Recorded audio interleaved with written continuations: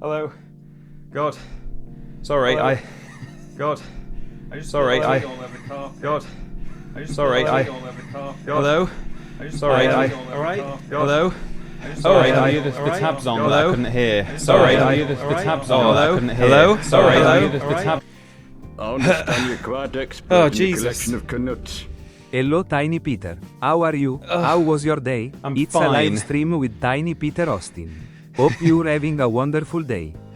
Hello everyone, welcome to a live stream. Just before I went live, well, as I clicked the button, I poured a cup of tea. I was like, I've got 4 minutes on my little live soon page. That's enough time. It won't be the best tea in the world, but for 3 minutes, 3.5 minutes, it'll do.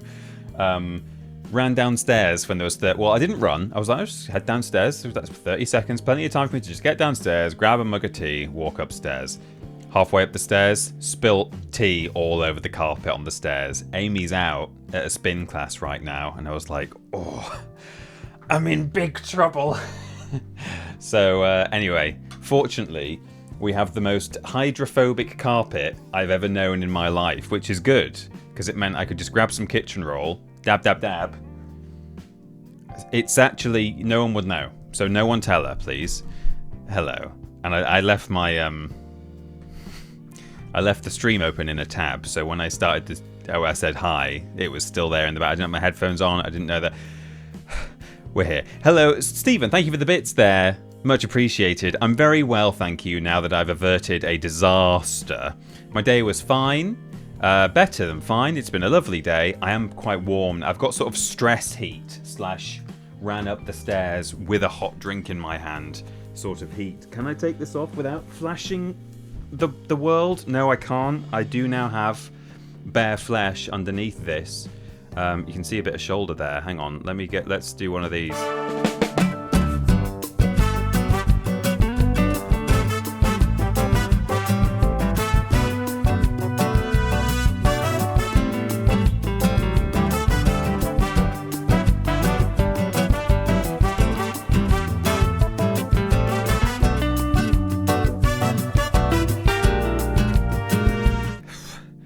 Enough chaos for you for one stream. Not even played any game yet. Remember last week when I kept resetting the game, setting myself back by like half an hour at a time. It wasn't that bad. It wasn't half an hour, but yeah, all good. I'll never understand how the start of TP streams can be both calming and an utter fever dream at the same time. Hey, it's all deliberate. I mean, it's not staged, it's not fake, but it's deliberate in the sense that when it's happening, I'm like, I'm going with this. I'm going to allow this to be as mental as it normally is. Stephen, thank you again for the bits. Really appreciate it. Here we are, live on the internet, I think. Or am I dreaming as well? I could be having a stress dream, maybe. I'm having a dream about a stream going really badly. It's not going badly. I've had a great time already, and I hope you have too. We're playing some Haven Call of the King today, and we're going to have a fabulous time, I'm sure. I have changed my key bindings on the emulator so that if we encounter another sort of tricky challenge where I feel like it's going to be better for everyone involved if I slightly cheat or Austin this and save us on some reset, I won't press the wrong button and end up warping us back to where we don't want to be. So it should be good. Nice to see everyone in the chat. The hype train is leaving the station already. We have got I can't even see the first person because it's hidden by the hype train. Who's that? Hang on. Well, at the top of the chat, I see the Jacobite and Benson Boy, Cooley Wooly, Vraxis the Witch is here, subbed for 3 months in advance, 4 months now on a 4-month streak. Thank you so much, Vraxis. I'm glad I saw that one because it all got away from me a little bit, but I've spotted that now. And there's a sheep. We've got a new member of the flock. That is Sky. It's gone. That was Sky Evanidus,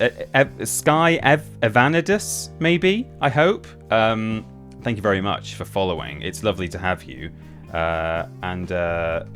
It's the more the merrier here in the flock. You're a sheep, and that's a good thing. Thank you very much indeed for joining us. So, Haven Call of the King today. The Jacobite is on a watch stream, 35 streams streak. That's wild, Jacobite. Thank you so much. Really appreciate it. See Bennett. So, is this the last stream you'll be doing? Why have I missed some context there? Why would this be the last stream I'll be doing? Oh, because I spilled tea and my wife's out.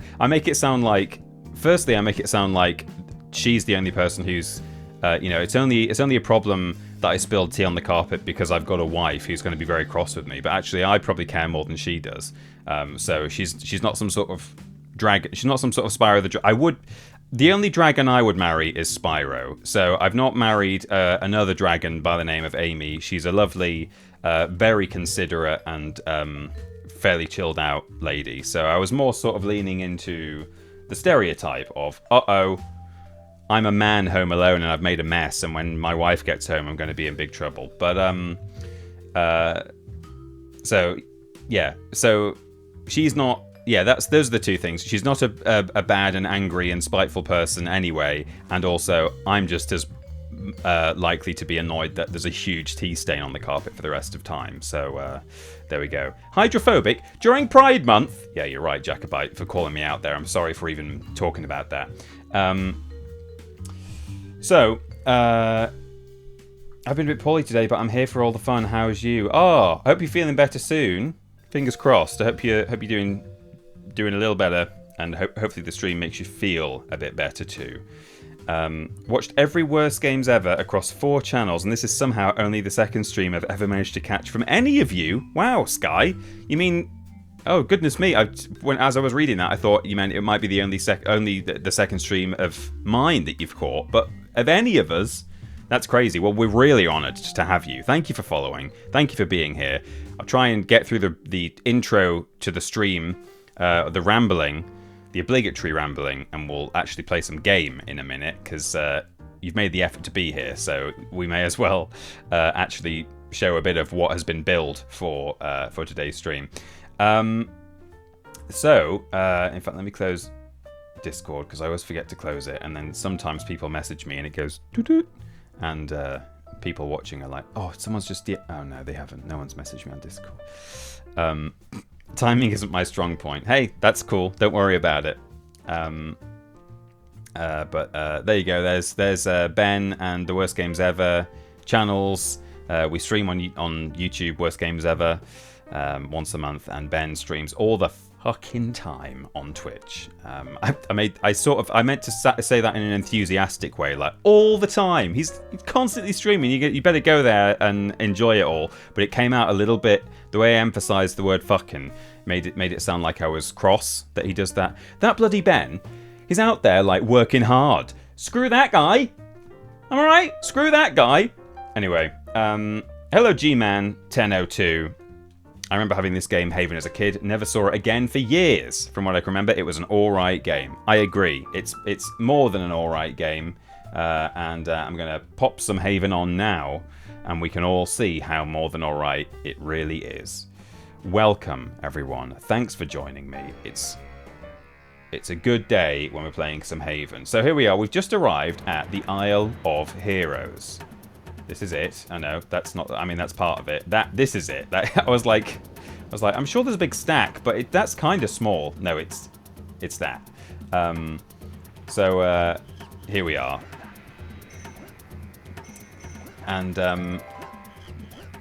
Our current challenge now, as we were told by a strange man with... in fact, I think we can go and see him. He was on the docks originally. Let me just sort of run past and go and find him again, just to set us up for the stream and regain a bit of context here.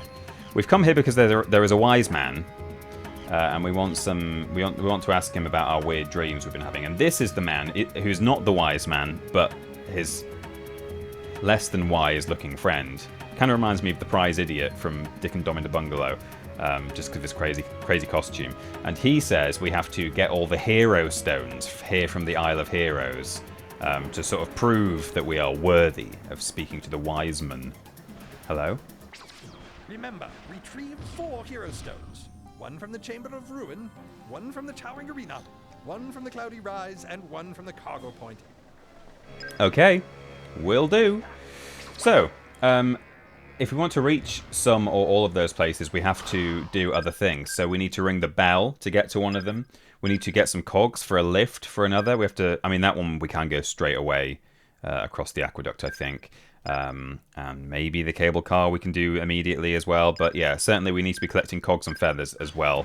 I do wonder if I was to say, get all the cogs and all the feathers, but then take the cogs will let me get to the Chamber of Ruin, which is my favourite challenge of this island. If we were to get all the cogs, and then go and do the Chamber of Ruin, I wonder if when we came out of the Chamber of Ruin, whether our feather count might be reset. That is possible. That might be what happens. So instead, I think we'll just go for cogs at the moment. I'm not going to do any sort of collectathoning as such. I'm not going to go for silver keys. There are silver keys around here. Keys. In fact, I think the Isle of Heroes has 2 rune stones. Rune stones are bonus collectibles that will unlock some crazy endgame stuff just before the final boss. So we'll think about those later. I think when we've got all our hero stones, before we speak to... before we speak to the silly man with the silly costume, we will... We'll collect runestones and stuff. I'm going to... Thank you, my child. Oh! Another month supporting Tiny Peter Austin here is tomorrow. What was the end of that? Oh, here is tomorrow. Thank you so much, MD Games, for the support. Another month. That's 4 months. Thank you, my darling. Indeed, for that. He's always flipping streaming. Who does he think he is? You want a sense of how strange my job is? I just sent an email to former First Lady of Iceland. Oh, wow. But not the current First Lady there, Benson boy. So, get in my lane. I'm constantly emailing the First Lady of Iceland. Shrug. But it's a kind of a cool job, I suppose. I'm being very rude and silly there. Very rude and silly. A rude, crude, and lewd dude. Yeah, we can go across there straight away if we wanted to, but we're not going to. We just need the final cog. I think we've got 4, haven't we? Yeah, we have. Good evening, Small Peter. Hope you're doing well. I certainly am. Hello, Plushy Labs. Thanks for being here. Nice to always see you. Hang on. How many deaths this stream? Oh, we could place bets on it, couldn't we? Death 89 on a 10 stream streak. Thank you for being here, counting deaths for 10 streams in a row and more. I imagine there's a silver key in there. Oh, it's just a heart. Oh, the range on this. I wish you could upgrade your range. But you can't. Right, where's the final cog? I feel like I've almost circumnavigated the island.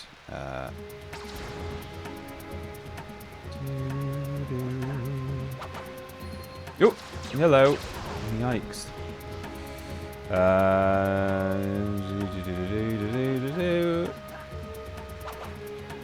Could it be up here?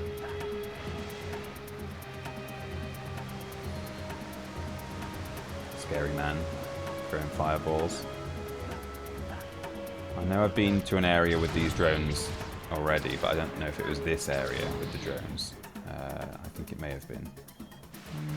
Well, there's some broken pots here, so yes.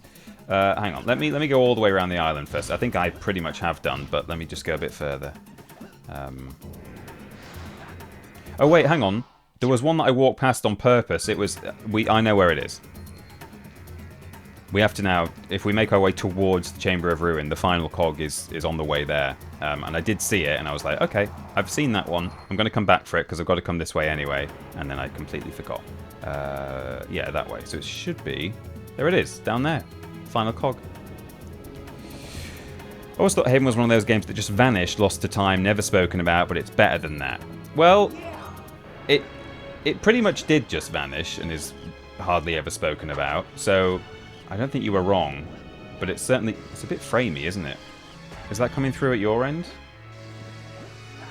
I think it actually looks a bit smoother for you guys than it is for me, so that's fine. I'll cope with the frames, the bad frames.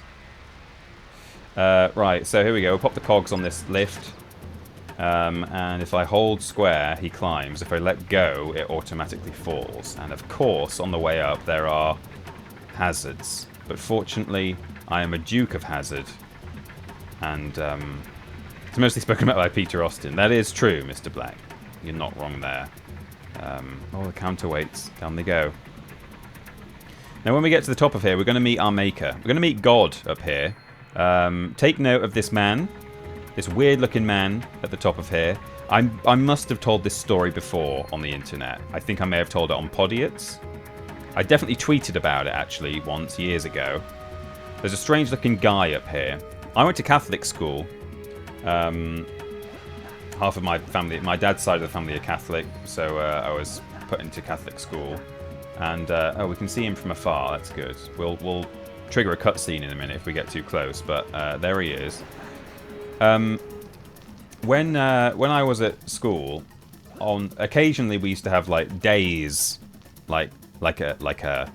we did an enterprise day once where this like external group came in and taught us about how business works, and we had to do this big project where you had to build a model theme park out of paper and sellotape and like straws and pipe cleaners and stuff like that, and they would give you a certain amount, and then they would give you like money that you could then take to a little store that they'd set up in the corner, which was just a table with loads of stationery in it, and you could buy more stuff for building your little theme park with.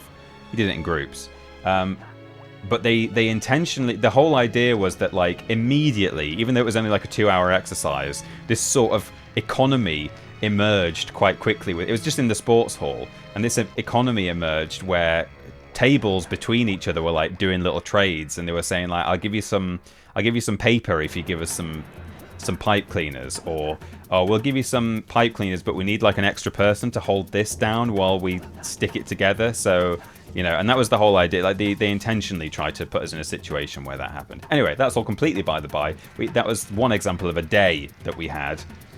Socialism. We had a day where some like God people came in and were talking about God and stuff. And one of the things that they told us to do was draw a picture of what we think God looks like.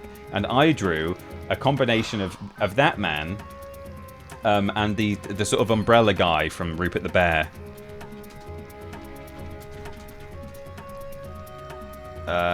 Umbrella man, Rupert the Bear. Googling. I mean, you'll see why I thought this man looked a bit... I don't quite know why I thought that the guy from Haven might be what God looks like. Can I just drag and drop this? You've dragged a URL to OBS and it will... No, I don't want to do that. Hang on, let me save the image. This might not even be an official drawing. This might be someone's fan art. But anyway, this guy... Right, he kind of looks a little bit like God, doesn't he? And he's wearing pajamas, and he's got a red hat on, but he's got a big white beard. That's how God is often depicted. So I think I was kind of thinking about this man more when I started the drawing, but because he's got this, it's actually just the umbrella, but because he's basically holding a stick with a lantern, it also made me think about this man. And I drew a picture that was kind of a combination of the two. It was basically the Rupert the Bear man, but with a beehive on a stick. And when everyone had to show theirs to the class and to the god people, she told me to stop watching Lord of the Rings. Woe to all who endow the Chamber of Ruin. It is riddled with cunning traps and devious puzzles. You will never return with the Hero Stone intact. I once tried to face its challenges, and I was lucky to escape with my life. Is that how you went blind? No, that was from a hunting accident before I faced the Chamber of Ruin. So, let me get this right. You went into the Chamber of Ruin riddled with cunning traps and devious puzzles without being able to see? Yes. And you survived? Obviously. Well, I like my odds. I'll give it a try. At least I think it was the Chamber of Ruin. I suppose it could have just as easily been the kitchen. Oh no, it could have just as easily been the kitchen. Here he is, here's God.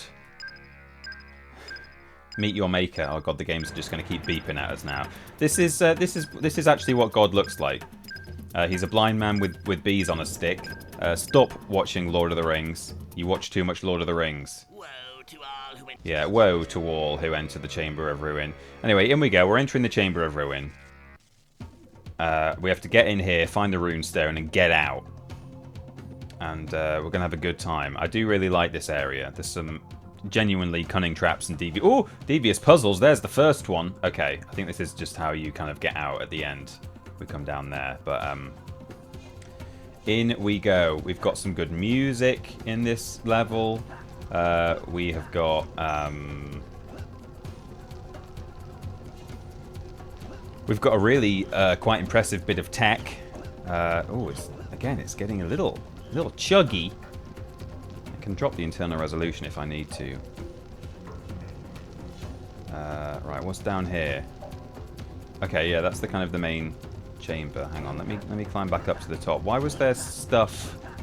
I didn't seem to be able to get higher. I could see platforms rotating above me, but I don't quite know. Oh right, there's some stairs there on the wall. I think we'll go up first because I think down is the main thing. But we've got some good music here. Okay, up we go to the top. So this might be where we need to keep our eye out for any silver keys because although we know that there is a rune stone in the main area of this is just the way out, I think. I guess if you decide you're struggling too much with the Chamber of Ruin, it just gives you the option to leave. I thought this is the way we come out at the end, but I don't know. Anyway, let's drop down. Is there fall damage? So here we are, the main entrance to the Chamber of Ruin. We need to get some feathers. But yeah, we know that there's a runestone to collect kind of on the main island on the surface. It's entirely possible that the second one could be in here. I can't remember. Don't grab the heart. Oh, Spidey. Okay, now we need the heart. One does not simply stop watching Lord of the Rings. No, that's right. One does not simply. Whoops.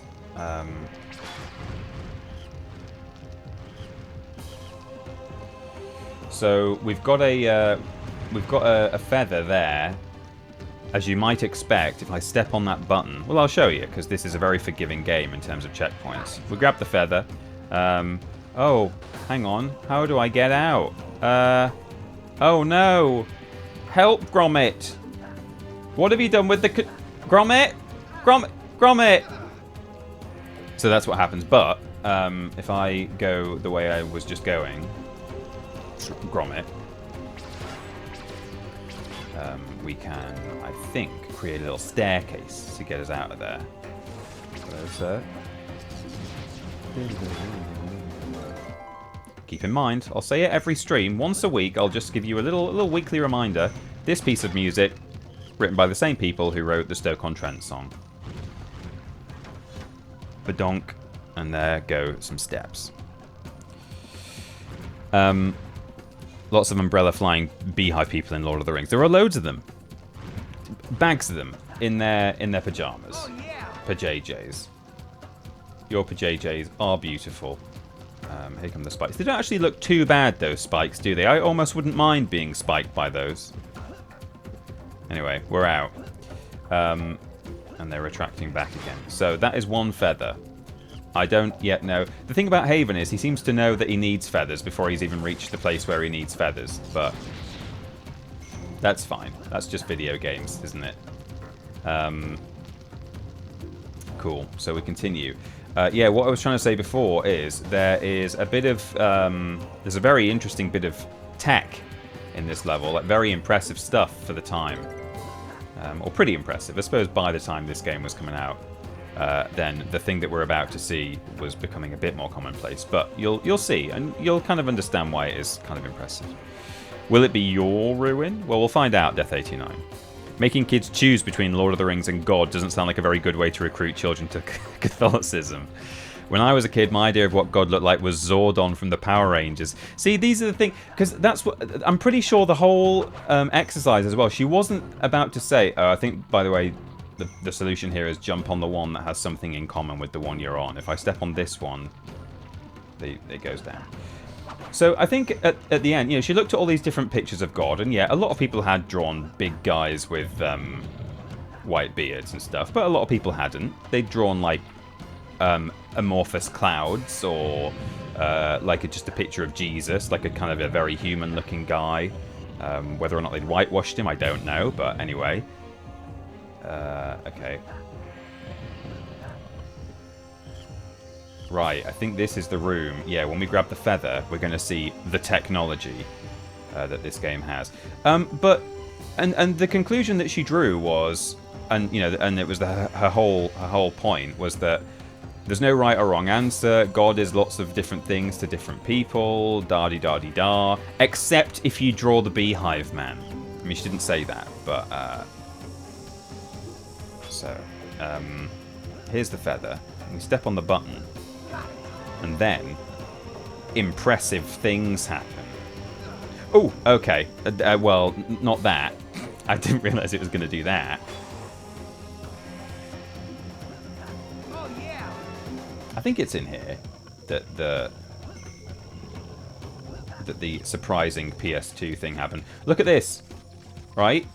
We've got loads and loads of stag beetles, or scarab beetles, sorry. They all move completely independently. And if you actually touch like an individual one, you know, they all freak out, and they've all got individual, like, they're all individuals. I'm not. You are all individuals. And that, honestly, is incredibly impressive for the PS2. This many things wandering around in a room, and the game not grinding to a halt. It's mad. And they all have a specific hitbox as well. Like, I can find a gap and I can run through the room. It's very good. Are you guys noticing any like drop in the frames? It might just be my experience. If it's coming through to you alright, then that's okay. But I might just stick the internal resolution down by 1 notch.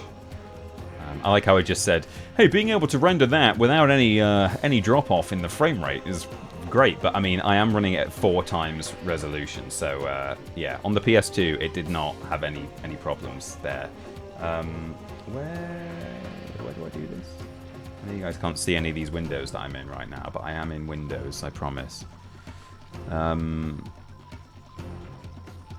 Graphics? Yes.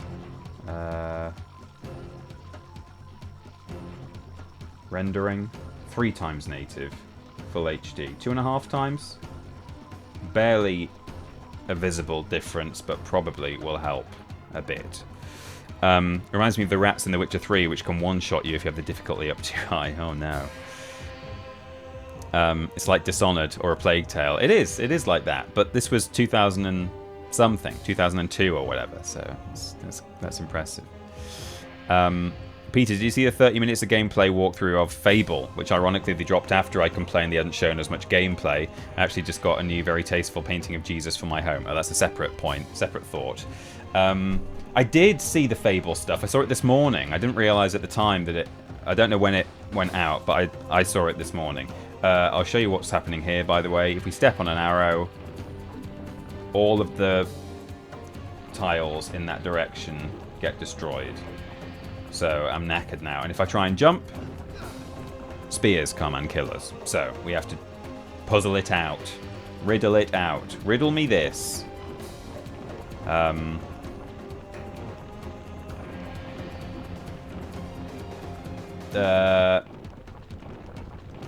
Oh no! I didn't activate the spears, but it just killed me. I did see the Fable stuff this morning. I tell you what, I cannot... you know one thing I can't wait for with that game? I can't wait for them to release... I assume they will, release the soundtrack as a downloadable thing.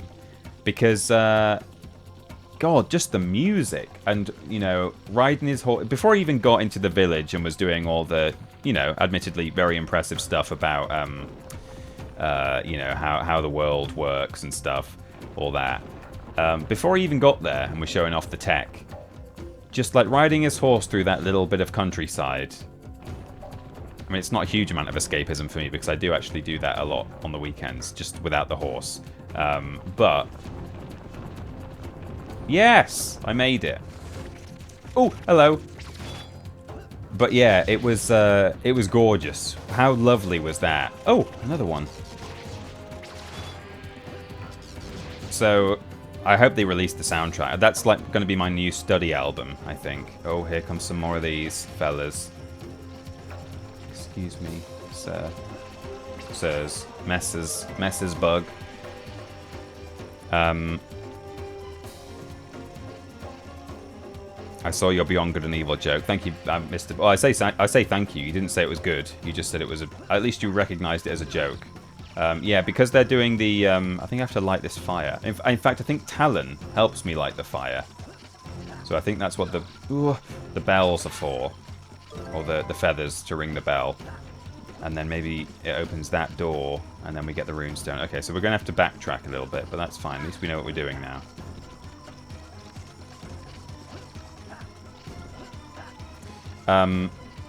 Will this stay... Oh no, I can't... Can I get back now? Will it kill me if I jump? No, it's solid now. That's good. Okay, so we're on. Oh no! Oh god! Quick, get out! I wanted to ride it this way. Oh no, more of them. Oh, that crumbled as I stood on it.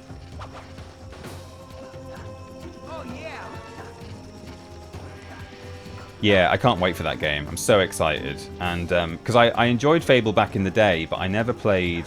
In fact, I only ever played Fable 1, and I just saw bits of the sequels.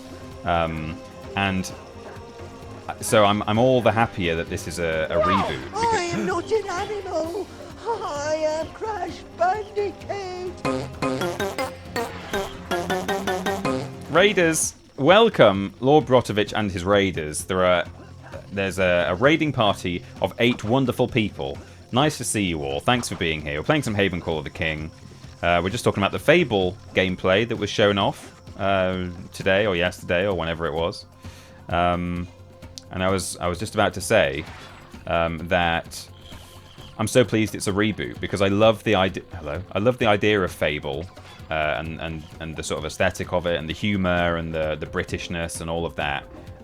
But because I've not played some of them, most of them, I've always felt like, oh, you know, there's a slight barrier of entry. I mean, not really. I mean, they're all pretty standalone stories and you play as a separate character every time. But I never like going into a series when I've not played the others, which is why I didn't play the Kingdom Hearts mainline sequels, because there were a bunch of other confusing as hell 1.8 rechained of memories megamix 2.9 version 1.349 Disney edition One-Winged Angel battle pack.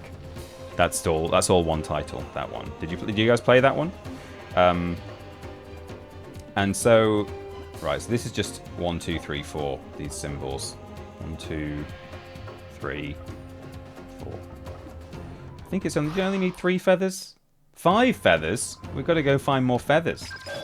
Oh no, I got 5. Okay. Hello Raiders, Iron, Lord Brotovich himself, D Lodge. I see you in the chat. Thanks for being here. Thanks for raiding. Does anyone else think the original Fable's reputation is greater than the game actually was? This reboot has a lot of expectations on its shoulders, but I'm really not sure that it's fair. I mean, I honestly, it's not aged.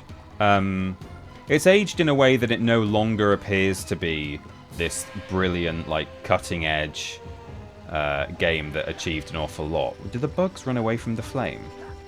Yeah, they do. See, I mean, this technology for the PS2 is incredibly impressive. All of these bugs are calculating...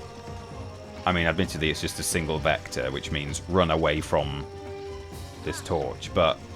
And they've all got a hitbox. That's great. But yeah, I would say that Fable at the time was super impressive for what it achieved. Obviously, Peter Molyneux did say some things that, you know, perhaps the expectations weren't, you know, it was maybe a bit overblown. He said that if you drop an acorn, a tree will grow, and stuff like that. But, you know, I remember thinking at the time, I have a very specific memory, or vivid memory, of thinking it's like a life simulator, which, you know, in hindsight, or certainly by comparison to what we have now, it wasn't a life simulator. But it really felt like a game where, at the time, comparatively, you really could go and, like, live a life in a kind of a fantasy world. And you had all these relationships, and you had the morality system and stuff. Oop. What do I do? Oh, you just go under him while he's climbing up, I think. Yeah. Horrible bug. Arachnophobia warning, everyone. I don't know how many legs it's got, but that probably doesn't matter to most arachnophobics. Whoops, I died. So, I don't know, maybe I'm wrong, but my memory of Fable back in the day when it first released, when Peter's gamer uncle bought a copy, and I sat and watched him play it, and then played it myself, was that it did achieve an awful lot, and it was impressive. And, you know, again, like, as I'm saying about this new one, just aesthetically, and the music, and the sort of the lovely kind of pastoral fantasy world, and, you know, all of that, that's so up my street. Okay, we've got more puzzles. It's no Haven Call of the King, that's for sure, says Mr. Black. I mean, did Fable have individual scarab beetles that reacted to you and each other and the world around them? Oh, Takeshi's castle has begun.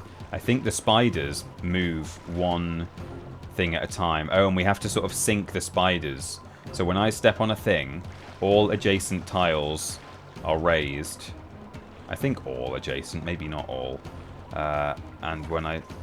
Oh, they're just moving at random as well. They're not like... Oh, if I step on this again, will it? No? Okay, no. Oh, damn it. Hang on, let's go this way. Here we go. Right, I've drowned that one. Do I have to also hit all the ones with the... Ooh! With the symbols? Is that the rule? Maybe I do. I think there might be one over here. Oh, there's one there.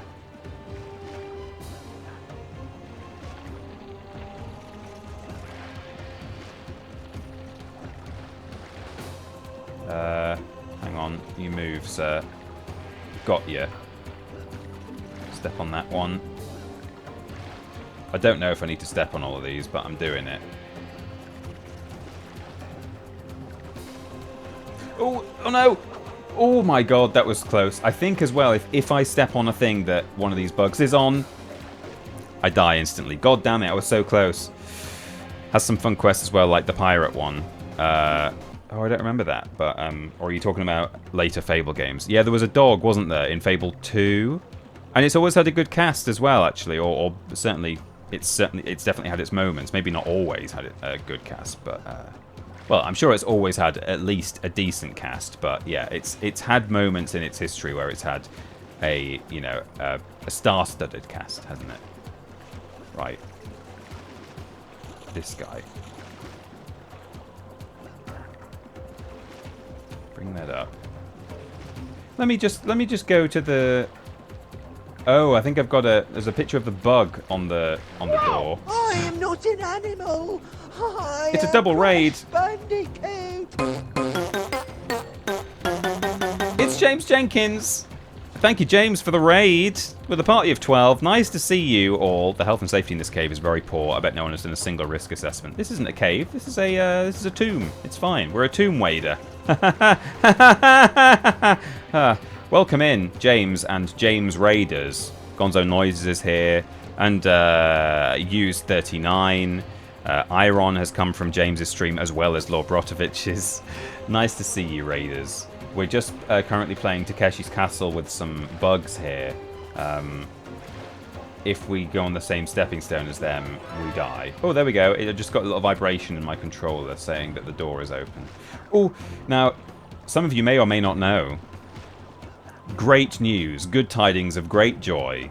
Your boy James Jenkins is now back editing for Ben and I. Oh, there's our rune stone or hero stone.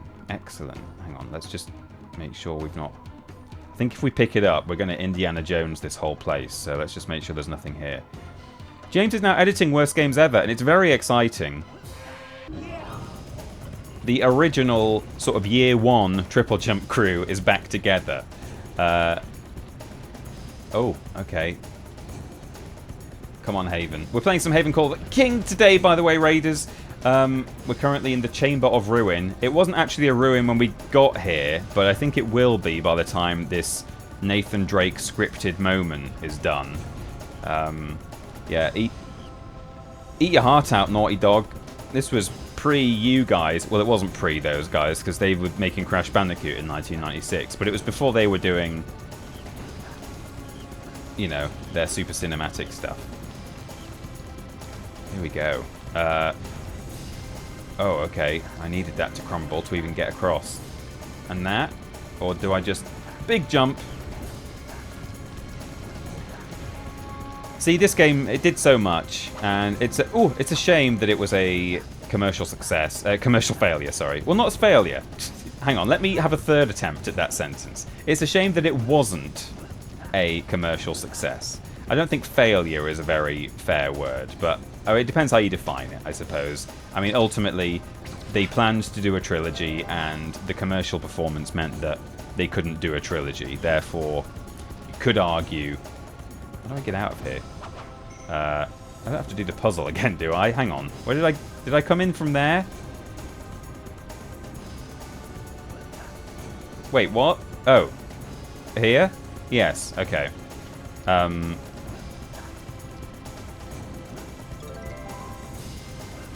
So, yeah, it's a shame that it didn't perform how they wanted it to. Oh, for goodness sake. I just want some hearts. Okay, let's go. Oh, right, we can't now get back into the Chamber of Ruin. It's a crying shame. We love the Chamber of Ruin. We stan the Chamber of Ruin, I think. Have they made a sequel yet, asks Alex Ipswich. If they have, it's passed me by. And I tell you what, it certainly wouldn't do. If they had, I would know about it. I'm probably still on some sort of Traveller's Tales mailing list from the early 2000s. No, I'm not. I never was, but, you know. The algorithm, it would find me, this game, even if it had no marketing at all. Yeah, I remember you saying about this game, looks really cool. It's a good time. It did so much, technologically speaking. I've been saying it for the past couple of streams. We're not there yet. We will get there. But this game literally allows you to No Man's Sky circumnavigate an entire procedurally generated planet. It's not procedurally generated within your instance of the game. It was procedurally generated or sort of fractally generated by the developers and then baked into the game. But you know, they made an entire planet with continents and stuff using technology, and you can get into a spaceship and fly. In fact, not just one planet, there are like 6 of them or something, and you have to search for these like huge geoglyphs on the floor. Obviously they're not the size of a real actual Earth-sized planet, but they are massive. Like, they feel like they might as well be the size of a real planet. Everyone say goodbye to God. Here he is. Bye God. By God. Yeah, it lets you get into a spaceship on the ground, fly up through the atmosphere into outer space, and then turn around and fly back down and go all around the planet like a crazy person. Right, these are still spitting out bad stuff. So that's 1 hero stone of 4. By God, I said that a long time ago. It says really well, fair enough. If that's your choice. Down we go. Yeah, Tomb Raider has AI in it, doesn't it? Or they've used it during development. And then there was an interview clip that was going around today, where some guy from the team was talking about how the way they justified it is that, oh yeah, if we come up with an idea that we are not sure whether to invest the development resources into, what we'll do is we'll quickly, like, AI generate a sort of what do you call it? A placeholder. Oh, save. Okay. A placeholder asset, and we'll implement it into the game, and if we like it, then we'll get a human to remake it. And, I mean, that alone, it's still like, okay, right, sure. Oops. Let's kill this guy, because he's different and I don't like him. It is possible to... How do I... You can get these guys. Can I just hit him from the front? I think I have to hit him from the back.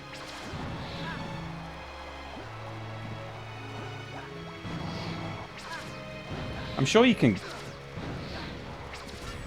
There you go. He dropped nothing. Worthless. All that for nothing.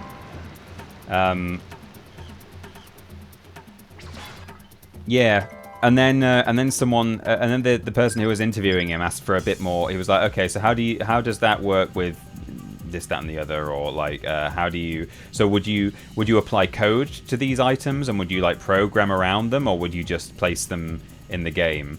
And then, like, a PR person sort of talks from the side of the room saying, I think that's all we really want to say right now. We're going to wait until people play the game and see how great it is, how awesome the game is, before we go into any more detail about that.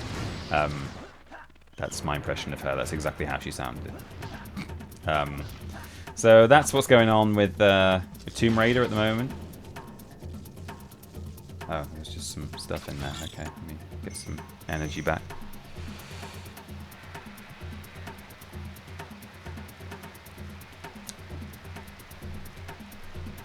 Go and enjoy your din-dins, James. Thanks for being here. Thanks for the raid. Please do go and enjoy some food. And shout-outs to James, everyone, for not just for the raid and for being a lovely man, but for joining us at Worst Games Ever and doing some excellent editing. He's already done his first edit. It's gone out to patrons already. And it's going out to everyone else on Sunday. Isn't that nice?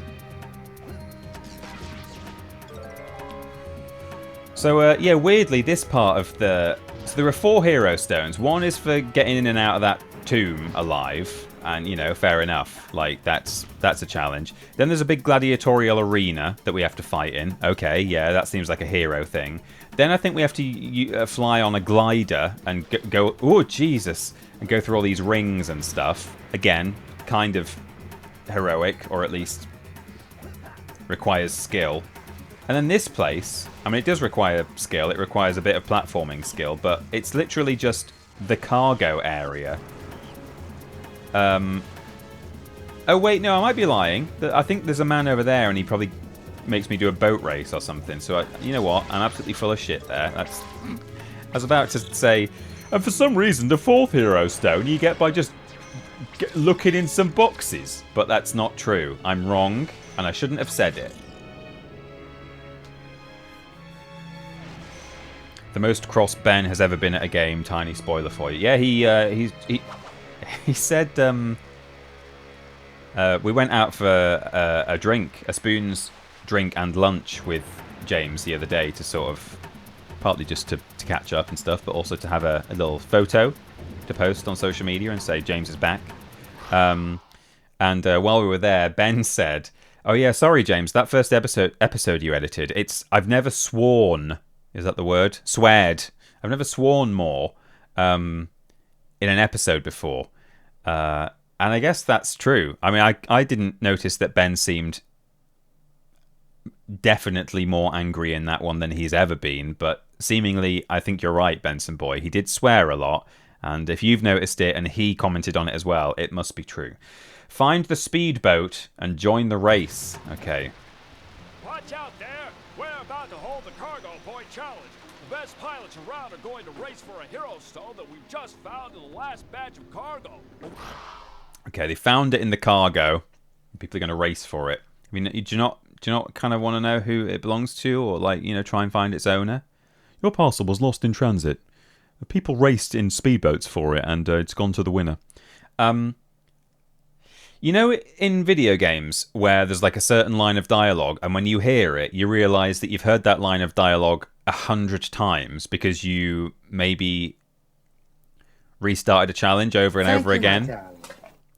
I feel like I've heard, "Watch out there! We're just about to start the speed race for the Hero Stone," or whatever he just said. "Watch out there" seemed all too familiar. This may be a difficult race. I'm not sure. Cool. Tim Tam Jim Jam, thank you for the gift sub. It's gone to Moogle Finfan. From Tim Tam Jim Jam to Moogle Finfan. You know, you're keeping it amongst your own, and that's fine. You know, I don't mind if that's how you want to operate. Thank you so much. It's your first gift sub to the channel as well. Really appreciate it. And there's a first-time chat from Dansk93, who says, "I've been watching so many VODs. Finally, Twitch decided to alert me, lol. Welcome in. Nice to see you. Thanks for being here, Dansk. Dan SC93. Good to have you. Troubles with the trolley, yeah. Yeah, it's that kind of thing, Sky." Wait, I need that hero stone. Well, can I join the race? Well, be quick about it. You can borrow my boat if you like. I'd be racing, but I need to keep an eye on the hero stone. Now remember to stay within the course markers. Get going. Okay. Why do I feel like this is going to be hard? Oh, it's already flooded. Yeah, I've definitely done this so many times. We'll give it a few legit retries, and if we keep failing over and over again, then I'll do a little save state here at the start line, just to save us having to talk to the man and watch this cutscene over and over again. But it might be fine. It might be fine. It's not going to be fine, is it? Yeah, this all... Okay. Use a little racing line. Maybe I just sucked at it because I was a child. And you know, now I understand how, you know, you got to take the shortest path. You got to oops, you got to bonk the boys.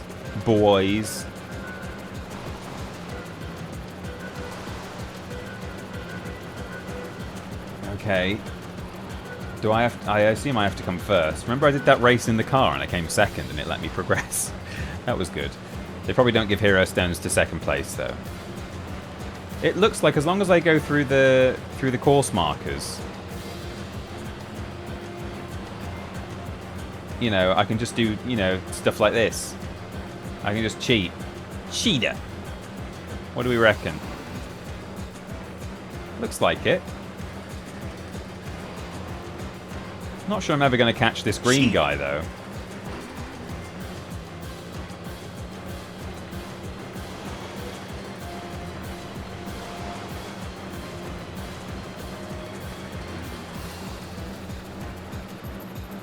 He's so far ahead.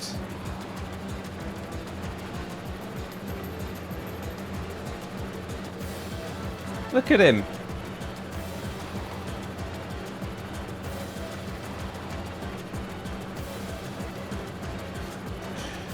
Got to take the most inside line as I possibly can.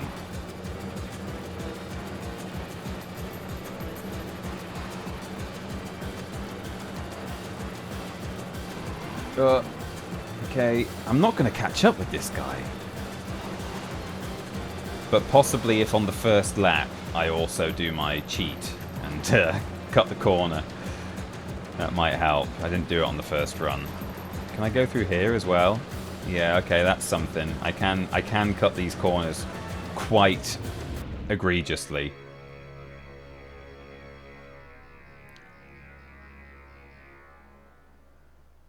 Oh! Okay, it's another one of those, where as long as you come second... Okay, you know what? I'll take it. I'm not going to complain. This game has too many other difficult bits for me to think that feels cheap. It does feel really cheap, doesn't it? That I came, that I came second and I got the hero stone. I guess the person who won wasn't in it for the hero stone, just for the glory of the race. Or maybe there was a doping scandal. Maybe on the podium, it was they realised that he'd been taking like special katana. This is katana. He was on synthetic katana, and he shouldn't have been. I think that's how it went.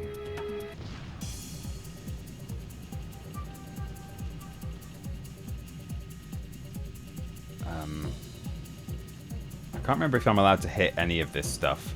Oh, like maybe I'm allowed to hit 1 or 2. Oh, yes, I am. Okay, that's fine. Okay, that's 2 hero stones. We've not got any rune stones yet.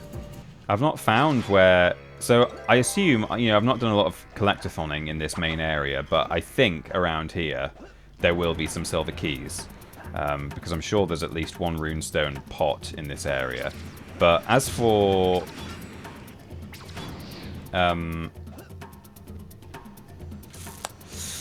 as for where the other set of silver keys and runestone is, I'm not sure. Oh, hello. I don't think this stuff's breakable. No. So, we can charge this thing up. Not sure where it's going to take us, but we'll do it. Hello, Wi-Fi, welcome. This music sounds like that Oh Yeah song from the end of Ferris Bueller's Day Off. Well, now it doesn't. Oh, well, it's changed. But I've not seen that film, I'm afraid. I've seen little bits of it. Ooh, I've got to swing left and right to avoid these mines. Oh, no. Oh, yikes. I almost...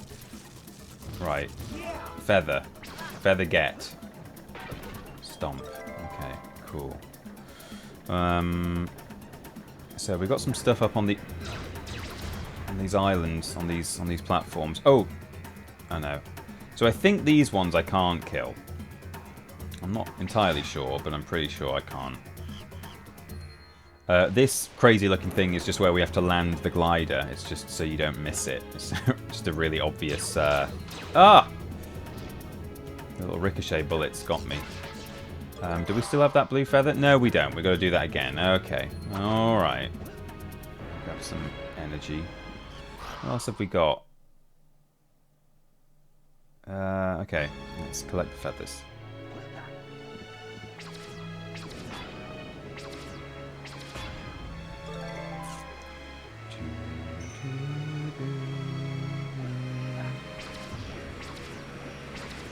I don't need to chase this guy. I don't get anything for... It might be that I get a silver key for killing multiple enemies in this area. Sometimes it's the last of a set of enemies will drop a key.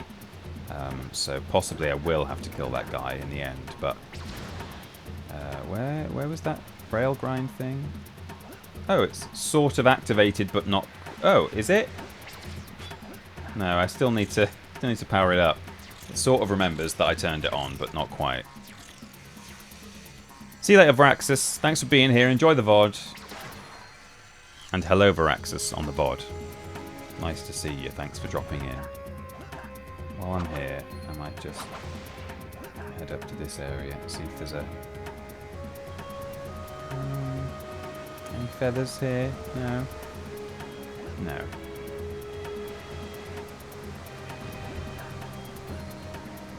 Game gives me Jak 1 vibes. Yeah, it's it definitely has sort of Jak and Daxter vibes. A little touch of Ratchet and Clank as well. It's just that kind of PS2 sci-fi, but kind of with a touch of fantasy. You know, quite stylized. platformer with quite a few different game types and mini games and vehicles and stuff. All that kind of stuff. There were a few of these at the time. This was a pretty early one, actually. This predated. Pretty sure it predates Ratchet and Clank, and probably Jak and Daxter as well. Big question mark. Citation needed.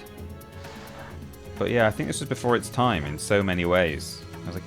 As I keep saying, like a broken record. Flip.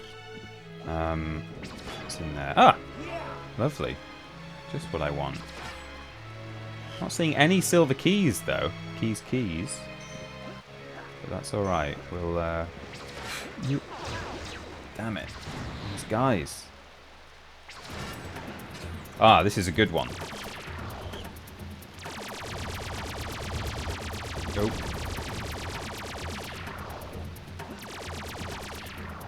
Rapid fire, this thing. Oh, yeah!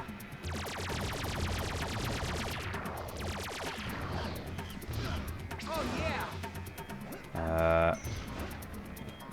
What's in here? Probably just the heart. Yeah. Okay, well, that's fine. Take some energy. Break this open. Another heart. Energy.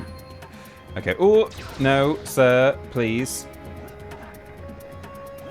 Ah, okay. Well, there's the... How many feathers do I need? 5. I've got 4. Okay. Oh, there's one. Good. Thank heavens for that. Gong. Peter loves Haven more than Spyro, confirmed. Well, no. I don't. But I do like it a lot. The oh yeah, giving me Bug's Life vibes. Well, Dan, this is Traveller's Tales who developed Bug's Life. Even the music in this game composed by the same people who composed the music for A Bug's Life. So, you're even more right than you thought you were. Oh, there's another absolutely crazy guy over here. All the characters in this area are so strangely designed, but I kind of love them. Okay, there's the glider. I'm just checking there's nothing here before the cutscene makes us leave. Here he is. Welcome, traveler, to the challenge of flight. To earn the hero stone, you must fly my glider through the hoops and land successfully on the glowing landing pad. Miss too many hoops, and you will lose the hero stone.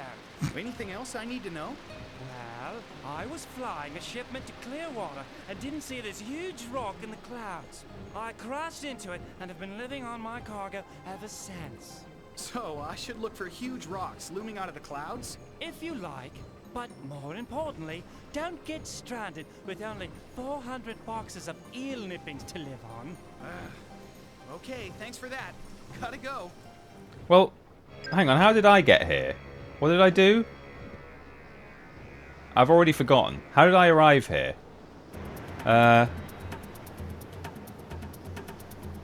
Oh, Talon brought me, didn't he? Yeah. Okay, so what, you're stuck here forever, are you? Oh god, it's Liam Gallagher. Get in the glider and look out for rocks that emerge from the clouds. Don't get stranded on a big rock with a glider that you could quite easily just grab onto and ride down into the sea and swim to land. Don't do that. Okay, here I go. We're going to go through... I can't remember if we have to actually hit every ring. I think maybe we do. Nice bit of music here. The flute in this is very PS1 Bug's Life. Where am I going? No! This way. You can actually run out of momentum weirdly with this glider. Well, I say weirdly, I mean that's literally how gliders work, that you can run out of momentum. But even if... Oh, is that right? Have I... What? Have I missed one? That one just appeared, like, out of... Oh, God, let's crash it. Boom. Yeah, even if you hit all of them, I think the blue ones give you a bit of a boost, but even if you hit them all, if you're kind of, like, swooping down and up too much, and if you sort of do an inefficient glide all the way, you can end up running out of momentum before you reach your destination. So... Right, so there's these things sort of dangling that allow you to that show where the ring's going to be. Look, right. So I've come around here, and then there's this one. Oh, that's a future one. That's what it is. So that one, it only, you know, only the next sort of like. Oh, see, I'm running out of glide here. So now I've got to dive. You see. Yeah, only sort of the next 10 rings are ever visible. So when I go through one, sort of the next one might appear. This is kind of like Hunter's paragliding level in Spyro 2, but less bullshit. You actually feel like you can control it a bit more. So when we get near the end, I've got to kind of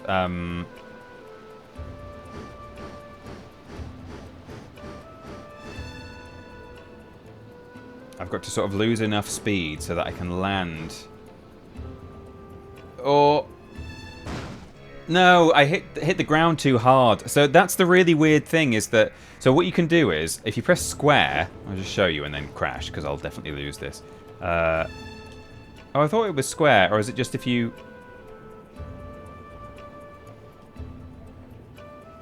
Maybe you have to be near the ground. But there's a button where Haven will just sort of start kind of. He'll get his legs out and start walking like that.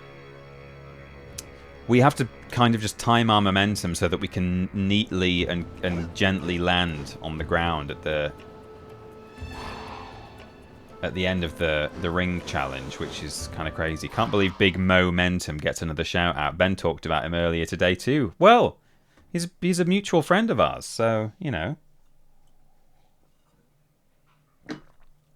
Found out recently the Grand Designs theme and the BBC News theme, the one that sounds like a post-apocalyptic rave, were written by the same guy. Oh, really?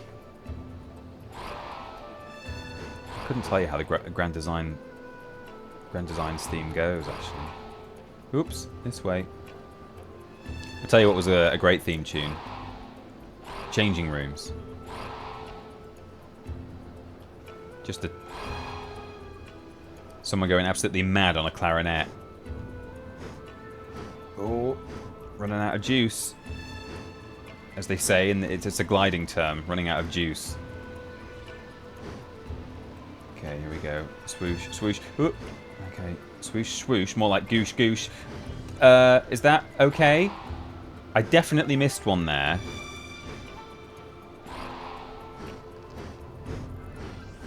But I kind of feel like the way that it's done, as long as I get to the end, it's probably fine. I think it's just telling me how many there are. Almost as a point of interest, rather than me having to hit every single one. Oh, we've got them all, actually. 3 left. Right, so now I have to just sort of... Oh, there we go. I guess I just hit the ground a bit too hard last time. There's our hero stone. That's 3 out of 4. Don't know where these silver keys are. Just say it again. Keys, keys. Say it every time. 6 deaths. Okay, cool. Great. I think it was an alto sax, but they were indeed going mad on it. Oh yeah, it probably was an alto sax. What do I know? I'm not up on my woodwind. My reed instruments. First try soloed at GG2 EZ, sorry. EZPZ. Right, so the last place we need to go is the gladiatorial arena, where Gladys A. Toriel hangs out. Gladdy to her friends. Middle initial A for Alice. Gladys Alice Toriel. That's where she likes to spend her time. I went to school with reed instruments. That would be a really good company name if you were if your surname was Reed and you specialised in making saxophones and stuff. Hello, Reed Instruments. Can I help you today? How's your embouchure? Do you need to do an embouchure for reed instruments? I don't know. You need to do one for certain brass instruments, or all of them. No silver keys. Oh, maybe you get the rune stones in this area for getting perfect on like the boat race and the oh no, but I did do perfect on the glider because I did hit every ring. There's probably still, actually thinking about this, there are probably still the keys in the gladiatorial arena. That wouldn't surprise me at all. Ow.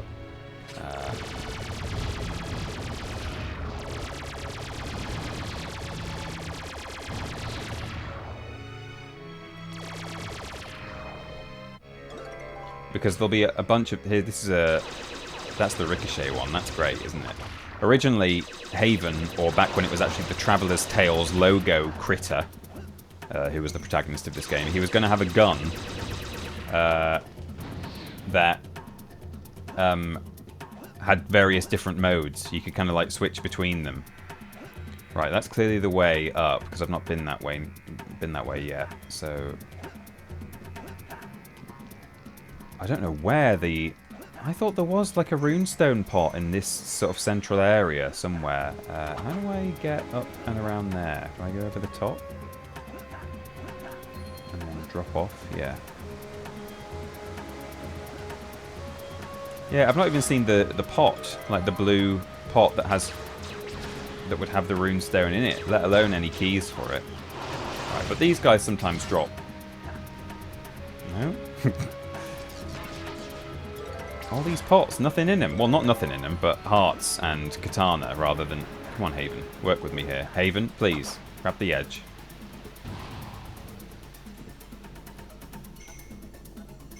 Don't know. Maybe there are 2 runestones in the gladiatorial arena. Gladys A. Torial. So this is the aqueduct thing. I think if we hit these leaks... Oh, we just take damage. We don't actually fall. But I love this mechanic, the grinding on the pink stuff, especially when it's a whole plane that you can swing around on. When it's just the sort of the zipline version, it's less exciting. But okay, where now? Does this lead me down? I could climb down. Where does this go? Okay, I don't remember this at all.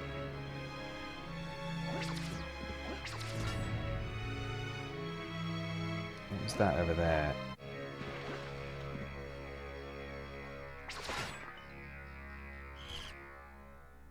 Haven is so edgy. He certainly is. Look at his hair and his beard.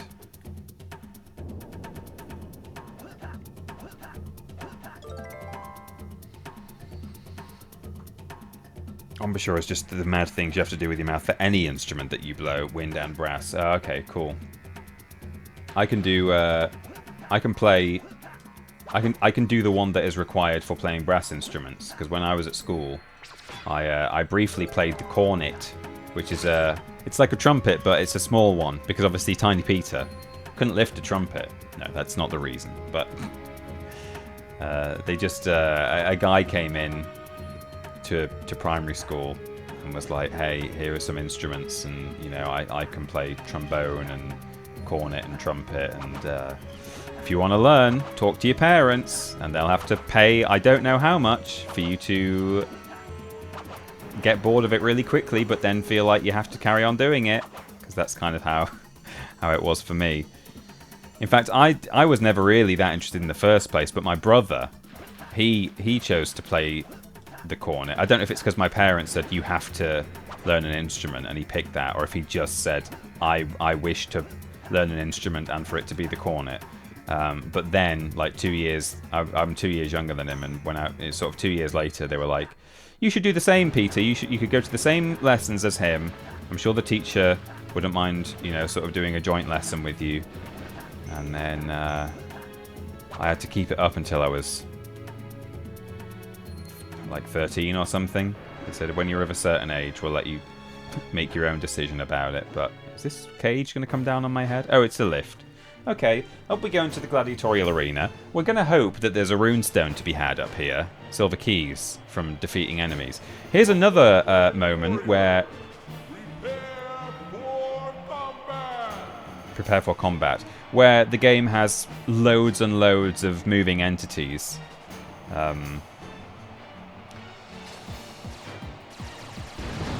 So we basically have to fight loads of robots. This first round It's a sheep. isn't that crazy, but it's going to get crazier. I'm going to try not to break any of these pots for now, because it's going to get a lot tougher with a lot more enemies. And these pots are a finite resource, whereas these yellow guns do just respawn. I've survived round one. First try, soloed it. Fireworks, nice. Love the digestive biscuit on the floor in this arena. Is there digestive on the floor? Let's have a look. Have a closer look, son. Make 2 runes. The coronet, truly the Peter Austin of brass instruments. Yes. Let's again. Am I going to do the classic video game thing of saving stuff and then never ending up using it? It's possible, but there might be 5. How many?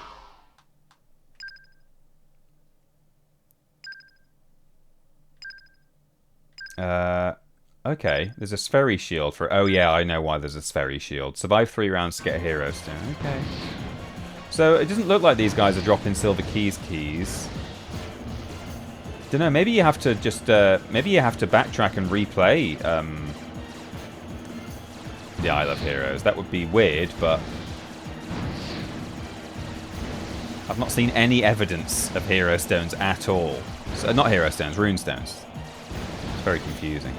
I'm gonna get one of these now and have a go, because otherwise I won't use them, I think.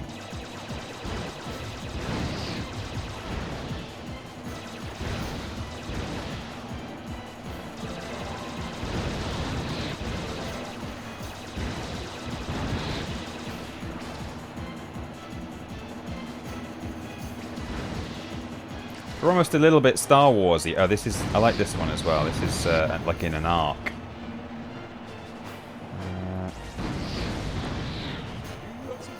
I've survived round 2. This is good. Love arena fights like this. One of my favourite things about the Ratchet games. Oh, do you? I'm not super keen on this challenge, actually. It's my least favourite of Hero Isle of the Heroes. We now have big walking guys, and they have shields. So what we have to do is find this Spheri thing that it told us to find. I think it might be up here. Look at the crowd. The crowd goes... still. Ooh, hello. Hello? Let me ride the thing. Oh my god, I've not taken a single bit of damage from that crowd there of enemies. Right, so you ride up here, and then up top, there's a Spheri shield, a little round ball, and we can hit the little enemies without it breaking, which is good. And if we keep grabbing energy balls, we get to keep it going. So that's great news. But what we ultimately have to do is hit those guys to knock their shields down. So we have to hit each one. In fact, to keep track of which ones I've hit, I might try and defeat each guy after I've got his shield down. Otherwise, I'll come down here again with my... there we go, with my Spheri shield, and I won't know which guy to aim for. So there we go, I've done it now. There we go, I've said it. My friend texts me. Okay. So, ride up again. Grab the Spheri shield. There's some pyro in the crowd there. That is incredibly dangerous.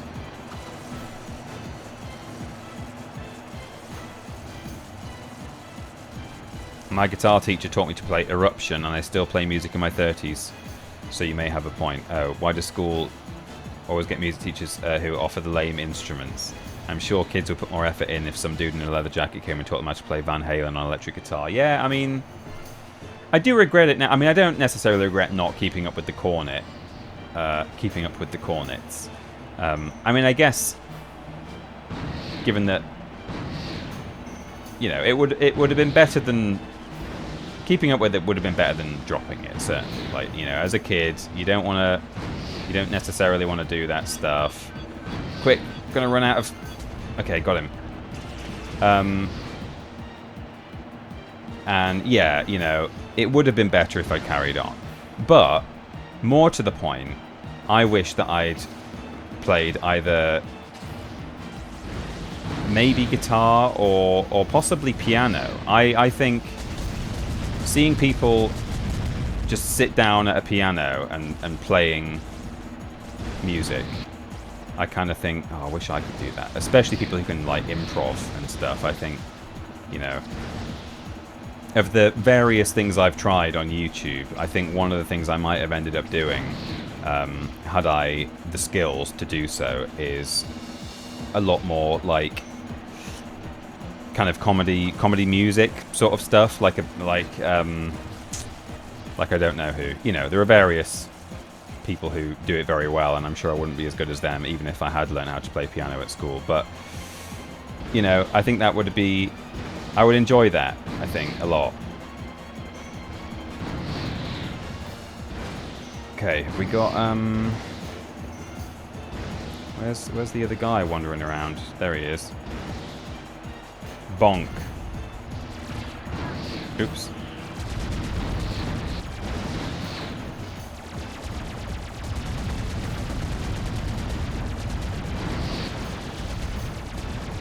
Got him. There are so many little enemies running around down here.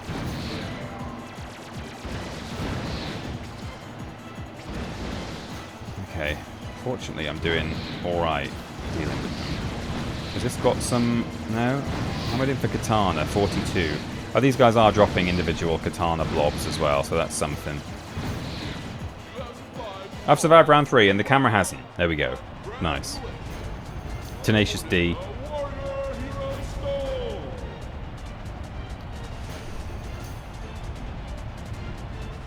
Like Jack Black. Yeah, maybe, I don't know, maybe not like Jack Black, but, you know, that kind of thing. Like Bo Burnham or Tim Minchin or people like that. Again, I am not comparing myself to people as talented as those guys, but I'm saying in the hypothetical, in the side timeline thing where I did learn how to play piano, then I'd like to try that kind of thing.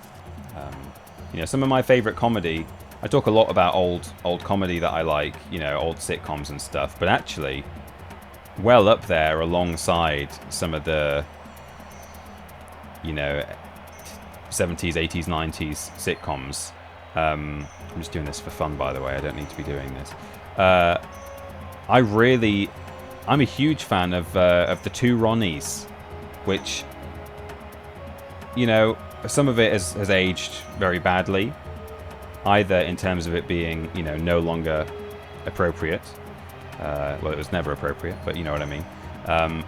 Some of it has aged badly in the sense that just that kind, some of the kind of humor that they was their bread and butter is no longer the kind of thing that people tend to do nowadays. A bit like how, you know, you don't get a lot of slapstick anymore. They didn't do a lot of slapstick, but that, you know, as an example. But some of the stuff has aged fantastically well and is ingenious, like really, really clever.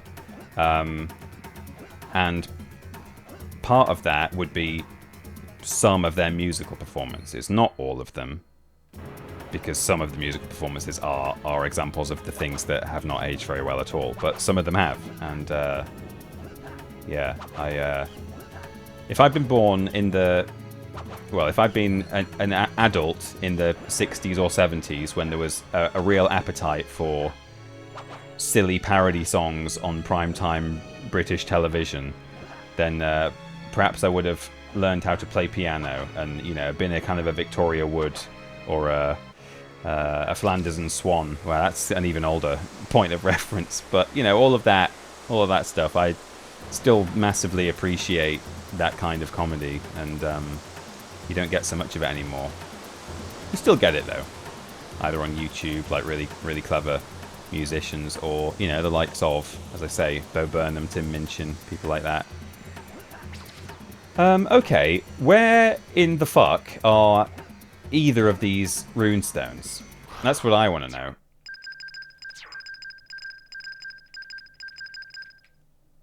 Weird.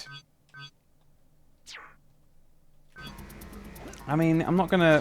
Whoops, I'm not gonna lose any sleep over it. We can just carry on for now. And, come back later in our run to get them. But I'm just kind of curious.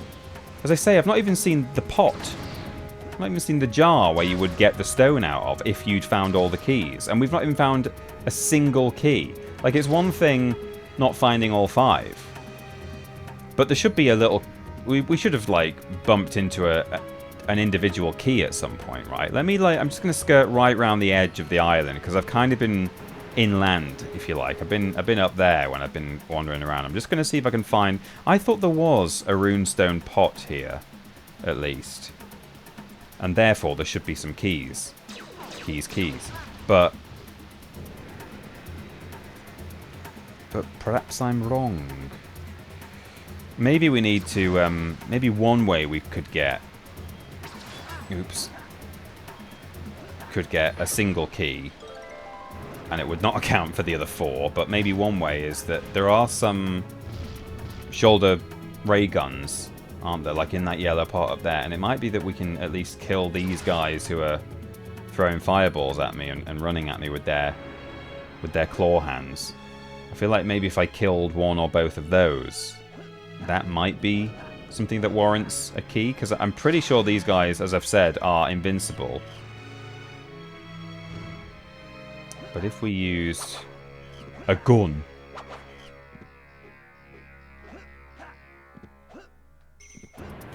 Let me head over here, grab one of these, and see if I can kill this guy. No, he's completely... Okay. Right, we'll keep running around the island. Oh, I'm not high enough to do the platforming. If I die, will it restart me over there? I hope it does. This is a death abuse. Oh, actually, you don't die, do you, when you go in water? The piranhas come for you instead. Okay. Let's see if I can get to the... Oh, it's a bit seasickening. Let's see if I can get to the dock before the fish get me. I don't think I can. They're coming. There, they got me. Anyway. Okay, this is fine. Let's go the other way now. Yeah, because I went that way, didn't I? Is there a runestone pot on this island? And if there's not, there must be some other clever way for us to get the runestones. In which case, I'll do a bit of research and I'll come back later. Like, why is that there? Okay, no, that's not anything. Maybe killing all these little rock turrets. Perhaps I've not... I know I've been attacking them, but perhaps at no point I've killed them all in one life. This looks like, you know, it could be a little puzzle or a little challenge to get a silver key, but it's not. Because these just contain hearts and katana, I think. Oops. Okay, so that's that, and then I've pretty much circled the entire island, and there's nothing. Not a single silver key to be had, let alone the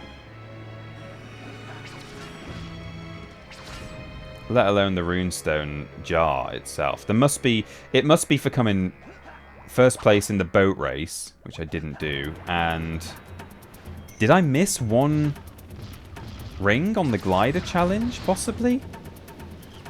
I don't know. Anyway, here we go. Oh, I say, well done. You found the 4 stones. Well, you must see the wise man. Hurry now, in you go.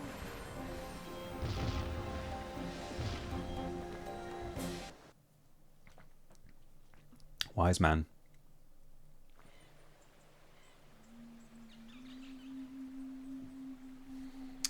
We're a hero of the Isle of Heroes. Feels good.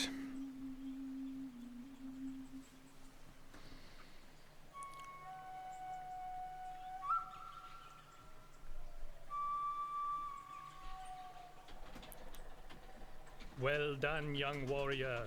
You have faced many challenges. Yes, fought many battles and proven yourself worthy. Hello? And would you mind not interrupting? It's very rude, you know. But I'm not interested in being a champion. I just need to talk to you about my dreams. Dreams? What dreams? I see a tall tower on top of a mountain, and inside there's a great golden bell. Shh, be careful what you say. What? You're not supposed to talk about such things. Come through here. Now then, you see. Okay. Can I pause this? Yes, I can. I've just looked up on a Neoseeker forums thread from 2003. For the first runestone, go back to the hang gliding tower and do it again. The course will have changed, somewhat harder, but the idea is the same. I don't know how many rings you have to get through, but as before, you can miss some. Okay. The second is at the speedboat part. Simply and then there's an exclamation mark in parentheses. Simply come first. To do this, you're going to need to take a lot of shortcuts. I'll talk you through from memory, so if it's a little off, I'm sorry. So yeah, we do have to come first in the boat race and do a harder glider challenge. Well, we'll come back and do that later. We're not doing that today, but it's good to know. We've not like made a mistake and missed something out. A golden bell on top of a mountain. Incredible. The bell you are referring to is called the Golden Voice, and it sits atop the Mount of Sighs. Mount of Sighs? And you see... That's the Mountain of Sighs. All this in a dream, you say? Yes, I know it sounds strange, but I'm sure it must all mean something. Amazing. Here, let me show you. Far back in the mists of ancient time, our people lived free and, for the most part, happy in a golden city called Arius. It was ruled over by a mighty and just leader named Athelion. Now Athelion had a mortal enemy, Vetch, who had conquered many races and many worlds. He was determined to defeat Athelion, but he could not even approach the Golden City, as its intense light would blind him and his minions. So he decided to bide his time. An opportunity was bound to arise, and it shortly did. Athelion was called away to help his father fight in the Galactic Crusades. Oh. Before he left, he had a bell fashioned from pure gold and set it in a tower on top of the Mount of Sighs. It was called the Golden Voice, and if the people were ever in need of it, they could sound a bell, and Athelion would return to save them. So Athelion left, and Vetch saw his chance. He made a pact with one of the council who were left in charge of Arius, a man named Dacis. With his help, Vetch engineered a virus that would infect the people of Arius and drive them out of the Golden City. Not only that, without regular doses of the antidote, the people would die. So they were made to work as slaves for Vetch. Vetch found that he could not destroy the Golden Voice, so he built a permanent fortress around the Mount of Sighs, so that if anyone tried to sound the voice, they would be captured. And as far as I know, the voice still sits silently on top of the Mount of Sighs, and Athelion must still be out there somewhere fighting for good. This is partly, would you believe, a Christian allegory, and kind of has some ties to The Lion, the Witch, and the Wardrobe, which is also, you know, a lot of people say is a Christian allegory. I think C.S. Lewis actually disputed that partly. I might be making that up. I'm sure I've read somewhere that he was like, it's not quite the Christian allegory that you think it is, but, you know, it's about resurrection and saving people and sacrifice and stuff. And King Athelion, it's the lion, Athelion, Athelion, the lion, Aslan the lion. How about that for a piece of trivia? And I think the guy who he said, did he say the guy who betrayed them was called Dacis or something? Because I'm sure I remember reading or hearing somewhere that in some way that guy is Judas, or he's like linked to Judas in some way. But I'm trying to think how that name, Dacis, Judas, is that just an anagram? Yes, it is. Maybe it's Dagus. Maybe it's instead of Jud. Hang on, is that an anagram? Can you kind of make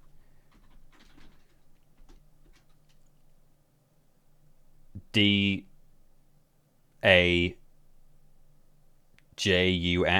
Dagus, possibly. Might be an anagram of Judas. Could be. It's not backwards. That would be Saduj. Coolly woolly. But yeah. I'm lurking, so all I can contribute is I went to school with Christian allegory. Okay, sure. Christian L. Gory. Wow. So the mountain does exist. Almost certainly. Why else would Vetch be so concerned about it? Whew. I was starting to think I was going mad. Well, do you know where it is? That's the only problem. Nobody knows for sure. He did firmly dispute that it was a Christian allegory, but, they get to go to heaven at the end. So, yeah. And, I mean, literally, they're betrayed by what's his name? My darling. Edmund.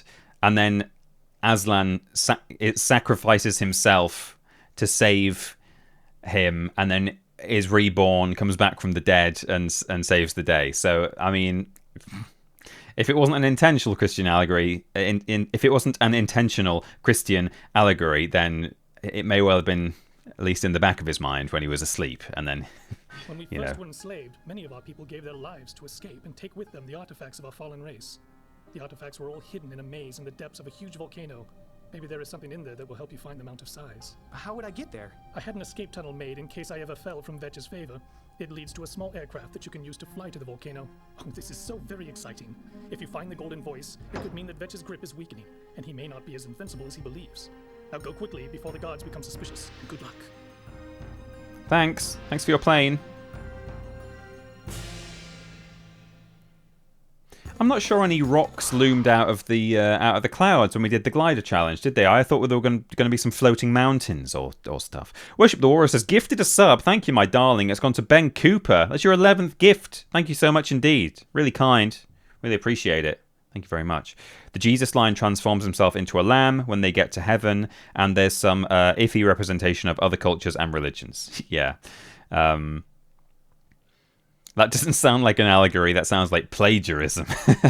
Yeah, it sure does. I think there are other things as well in the Haven story where it is inspired by... There are some other things that were quite clearly inspired by the Bible or the Christian story or The Lion, the Witch, and the Wardrobe. This isn't overly sort of on the nose or plagiarized or anything like that. But the team behind it kind of opened up a little bit about it as I say, it was either in an interview, it was like a written piece or a video or something that I saw where he was like, yeah, the lion and Judas, the Judas anagram and the other things. And he was like, yeah, it's inspired by some Christian stuff. It's a good source of stories and like symbology, I guess. There's some stuff to be had from that. Right, so we've got a plane now. Oh, it's quite reactive. Okay, it's not so much anymore. Just in that first little bit. Right, so if I hold X, I can boost. Looks like I have to take down these fighters, but also maybe this big thing here. Oh, yikes! Turret. Oh, okay. It's got a shield, that thing. So, not sure I can... I wonder if this plane, because I'm now doing the bit... I'm in the part of the world again where there are oceans and islands and continents. There might be an invisible wall at this bit, but honestly, it wouldn't surprise me if I can just sort of fly the plane this way. It might just kill me if I do this, but if we can at least get to this island, it'll give you a taste for what's coming later.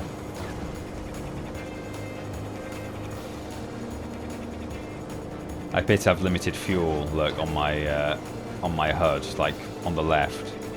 But look, this is... We'll at least reach this bit before the plane drops out the sky. This is what I've been talking about. The whole planet is like this. You can circumnavigate the whole thing. We're going to run out of fuel, but this is the beginnings of what's coming when we've got a ship with infinite fuel. There's little trees on it. It just goes on and on. There are lakes. It's bonkers for the PS2. And the fact that you can go around and do it all without it actually loading in. You don't hit any loading screens. It just... And then, anyway, we run out of fuel and die. Jesus will sue. He might do, yeah. Let's not forget why Lucy cannot return to Narnia. Oh. I don't know why Lucy can't return to Narnia. I thought it was Susan can't return to Narnia.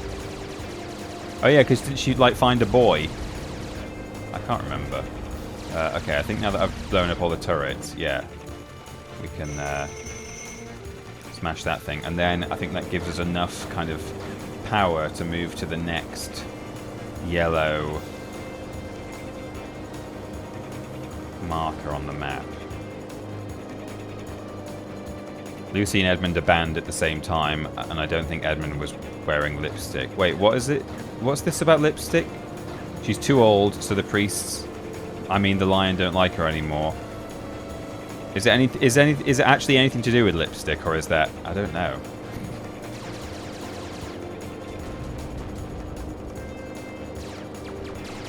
See that planet in the sky? We're going to go there eventually.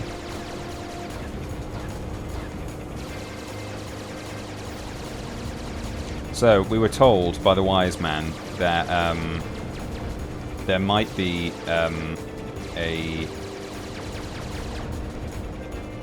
artifact or some kind of clue. This is an artifact? This is an artifact. Oh, hang on, there's still a turret going somewhere. This one. That will help us find potentially the amount of size. We're basically going to the silent cartographer from Halo Combat Evolved. We're going to a map room, I think. Of course, this predates Halo, so it's actually better by definition. No. Yeah, so I'm gaining fuel by destroying these little ships, and that's allowing me to sort of leapfrog from one to the next. Look at the little trees. Fortunately, I think it's just a video game rule of 3s, or possibly a video game rule of 5s. Oh no, but it's fine. We don't have to do it all in one, I don't think.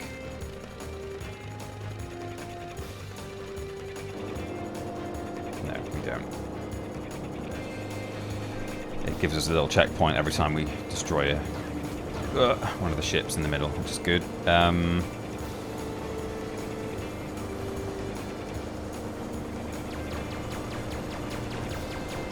Oh, careful now.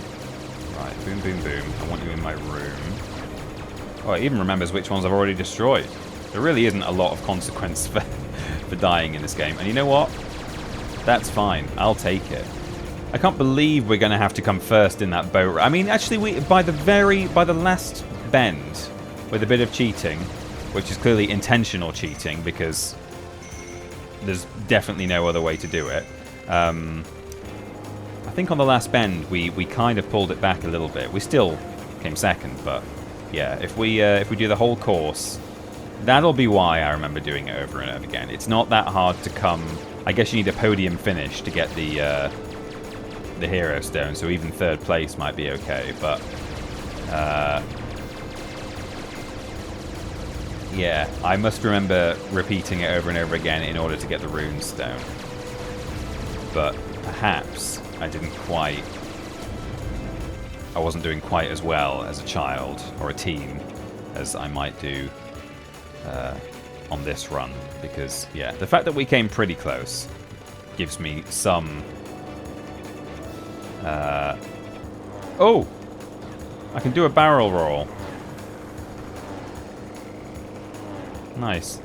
That's still got a shield. Yeah, it gives me some kind of, what's the word? Comfort, I suppose. I feel somewhat optimistic that we're going to do okay. Oh, this changes the game entirely. The fact that I can now barrel roll.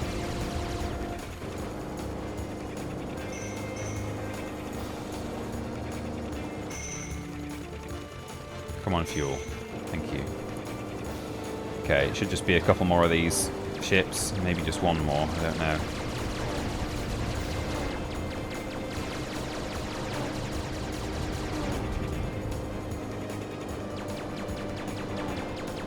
Oh, it's shooting through the landmass at me. Can I do the same?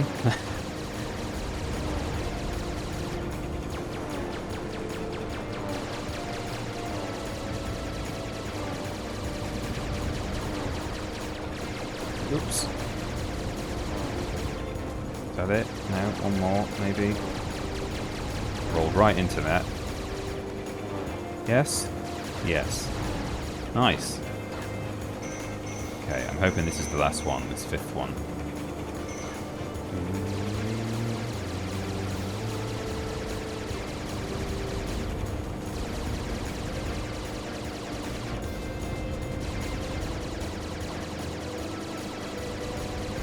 So quite a good range on it, this plane actually, the weapon. Well, certainly it locks on from very far away.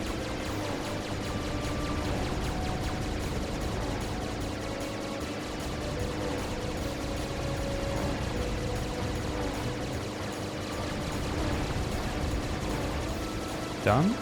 Shield? No? Still one more. There it is. A couple more actually, I think, according to the map. One this way. There it is. Sun's going down with the real-time galaxy simulation going on in the sky. I think. Don't know, maybe the day-night cycle is just an artificial one, like in most games at the time. But still got another one of these to do. Okay, hang on. Is it going to tell me? Destroy SAM sites. Anyone? Check your yearbooks. All right.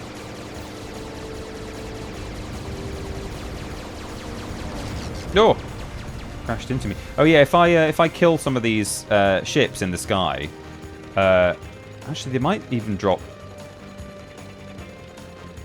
I think they drop shields sometimes. They might even drop weapons occasionally, like weapon upgrades, temporary ones. See that blue thing there? That's a shield.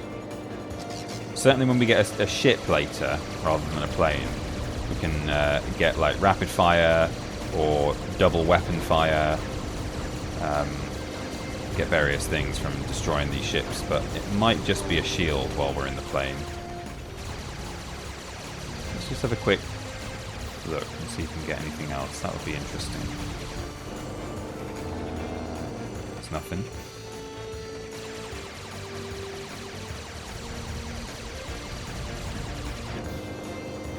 Yeah, I think it might just be shields.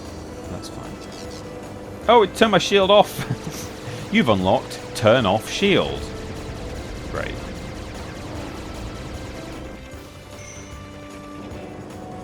Alright, Traveller Styles, you may have done one too many of these.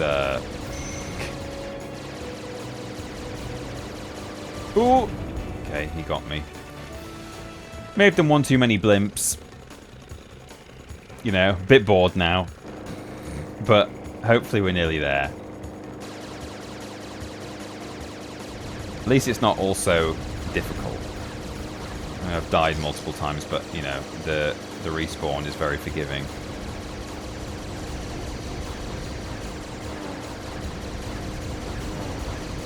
And it's got that good bit of music, so... I mean, we've heard enough of it now, but at least it's there.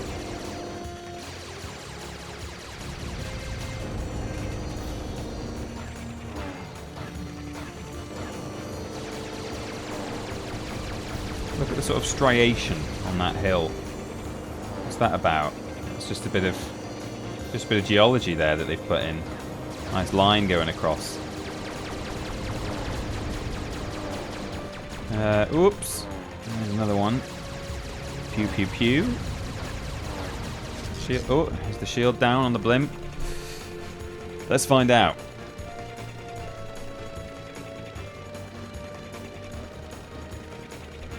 Hello, game. Oh, thank you.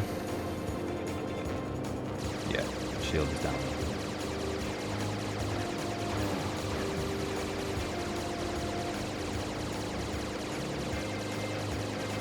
Not close enough. Oh no, the shield's not down.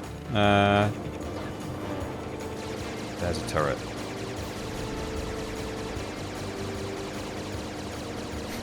Just hold the button down. There we go. Shield's down. And we got another one. Oh, that looks like a destination there, though. Look, there's some kind of large... There's like a fortress. We made it, everyone. To, I can't remember what it's called, this next area.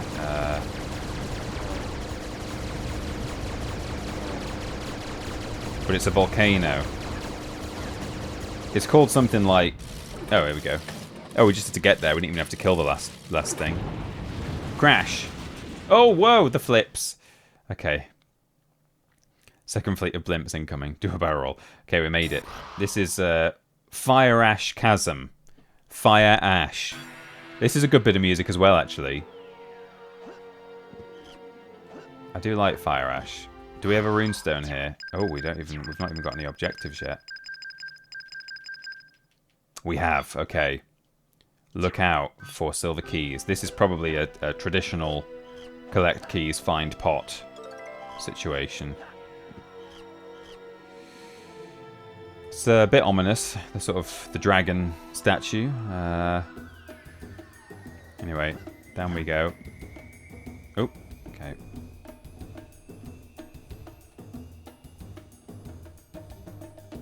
No, not allowed. Fine. I didn't want to anyway. Oh, yeah, the brass section in this area has a great time. And the pianist. However, the platformers have a rough time.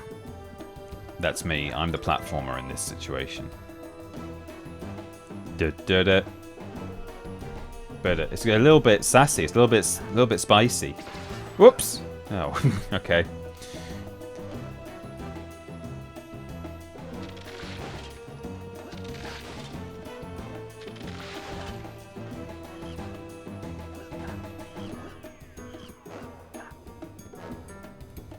It's like it's got so much zhuzh.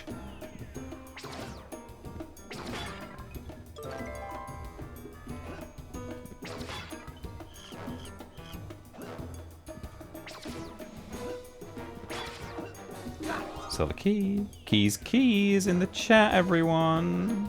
Boo doo doo doo.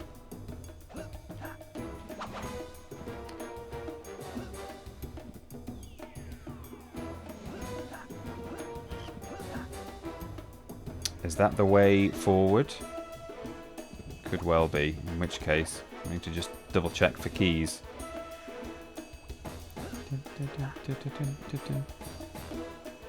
They got jazzy with it, they certainly did. And what a job they did too.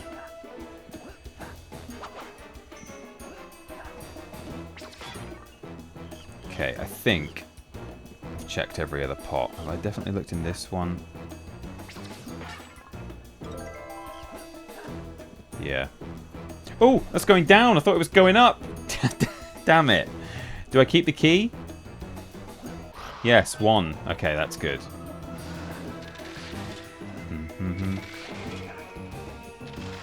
Whoops.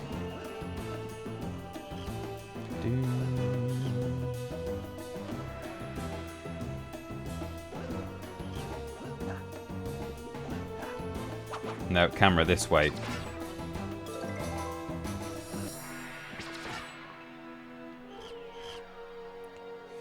Okay. A lot of basalt here. Hexagons.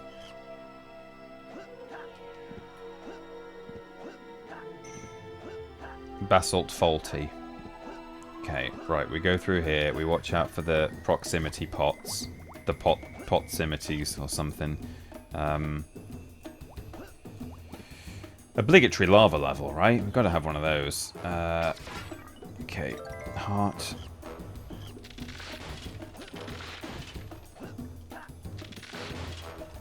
I think. Oh no, that's good. I was going to say, I think if I even touch those things, they hurt me, like after they've fallen. But no. Oh right, okay, yeah, this is a thing. So, no, you get off there. So, depending on how many little energy balls we drop onto each pillar,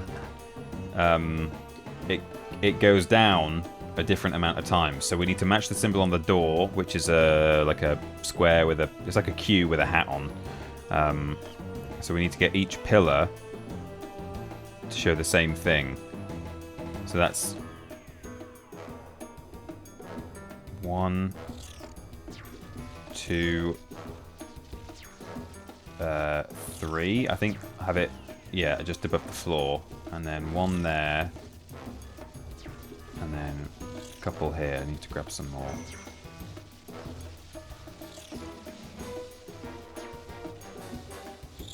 There we go, that's right. And then it gives them back to me. And then I think we go again a couple of times. So now we need the sort of scythe on skis. A scythe that's just going skiing. Has your scythe ever been skiing? I hope it sought permission to do so. What's in these? Okay, hearts. Probably the good thing to do here actually is just grab exactly the amount I need.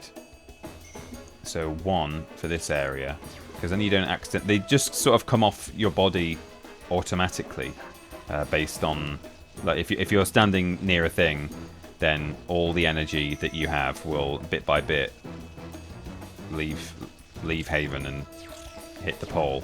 So if I count, oh, there we go, that one was already done. That's good. This lasagna mountain is making me hungry. It is a little tasty looking, isn't it?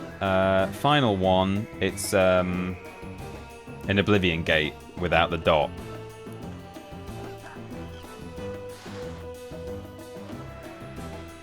So 2 here.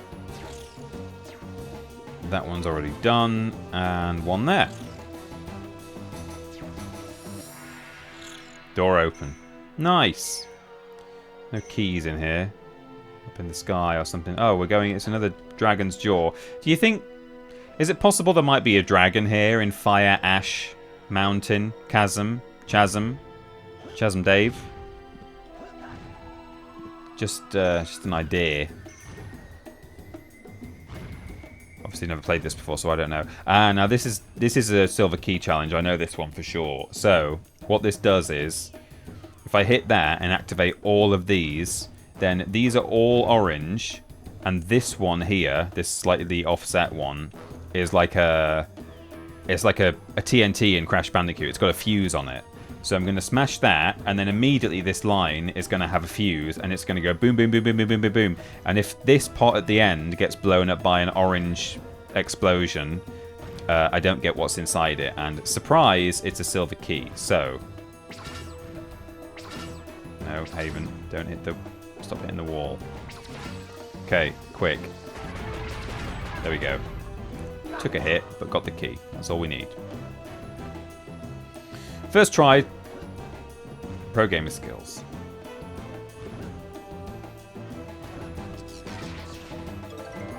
Hearts everywhere in this place, which is good.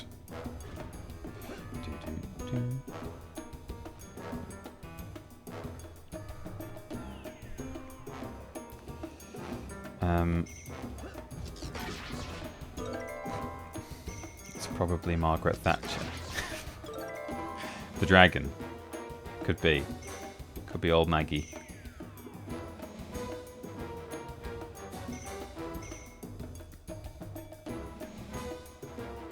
Right, down we go. With the weird reflections that have it facing the other way. But that's fine. Oh wow, here we are in another hellscape. Okay, here's a challenge to come up here. Oh, we've done this before. Okay, we've done similar. So can we though? Oh no, we can't. We can't see it from here. So the way that we've done. Okay, there's one over there. Right.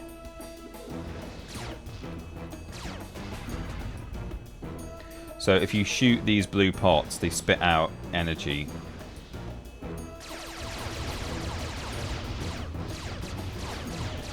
And it comes to Haven. And we're gonna activate this thing with it. Okay, that's one.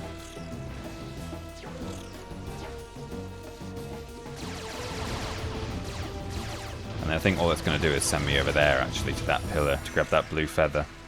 Don't know what the blue feathers are needed for yet, but I just know I need them. So, the law of the collectathon. In we go. Oh, yeah. Got it. Nice. Oh, yeah, says Haven. And he's right, you know. That is an oh, yeah. Oh, yeah. These fire things actually come at you. They're sentient. Sentient fire tornadoes. Watch out for them. They'll get you. They're out there. You thought that, you know, when you were growing up and you saw those health and safety adverts, you thought you just needed to worry about quicksand and, like, silos. But no. They're coming. Oh, Lord. Right, break that, boy. Thank you. And then, can you break this one for me? Can you come this way? Can you smash this open for me? Be a dear. Oh, okay. Just some katana. It's just the life-saving poison that we need, antidote to stay alive. That's just some of that boring stuff. Smash, smash, smash. Good. Again, kind of useless. Oh, it's one of these. It's one of the... Oh, yeah, they hide in these orange pots if they're not broken, but that's fine. I kind of want him to stay in there because he'll go into this cage, right? Which clearly we need him to do because we're going to ride the cage out and grab the feather, but... It might be that there's another pot around here somewhere that we need him to break for us first. And if he goes in the cage, we won't be able to get him out. So before we let him into the cage, we're going to make sure we get our runestone out of that pot.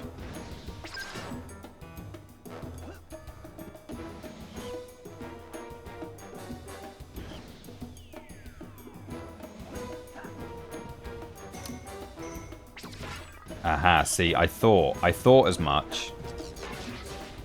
Right, let me just break this stuff. I need to use this shield more often, because it literally makes you invincible, and I never think to use it. Right, so we're going to do that. We need the dragon to come over here and smash that open, and that, I'm telling you, that's going to be a silver key. Now, what I'm going to do is leave that orange pot alive, because I'm not sure the dragon... will cross the gap to follow my shield. I think it might be too far of a too long range for him. But he probably will cross the gap if it means he can get inside an orange pot, because he loves to do that. He loves to screw me over by getting inside orange pots. So we're going to use that to our advantage in a moment. But for now, we're going to just keep exploring. Hope we find a silver key somewhere. There might be one in here.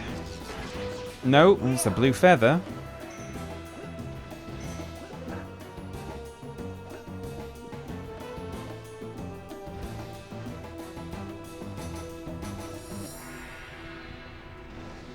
Oh, good grief.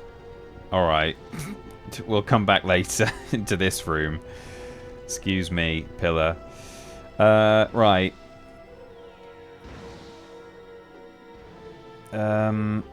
Okay, so that's this whole area, pretty much. Let's just go back and get the dragon.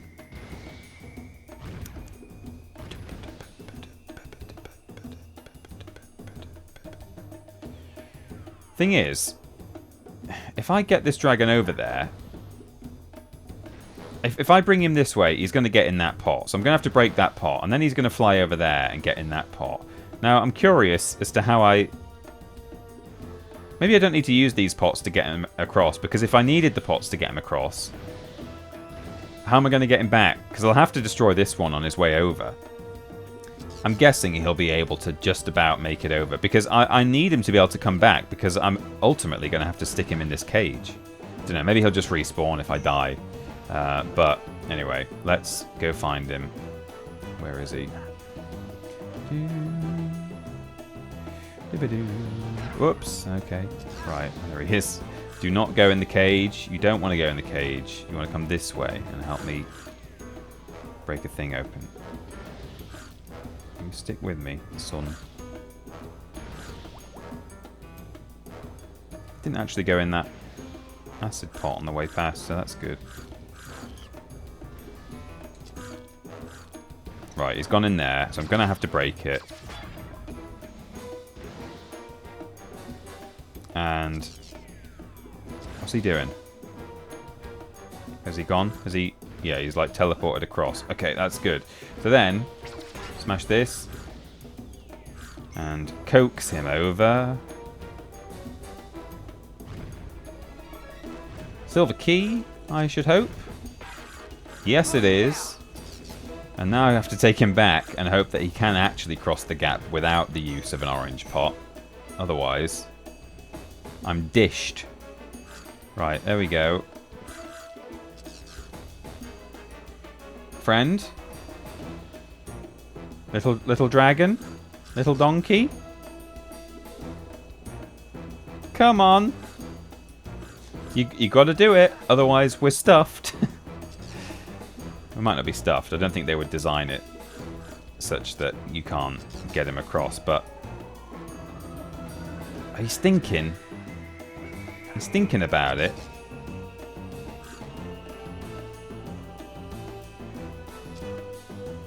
What are you doing? Why does he do that?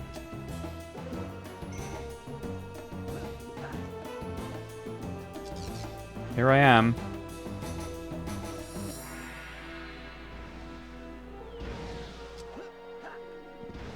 Does he not like the... what's he doing? Does he not like the lava? What's the problem?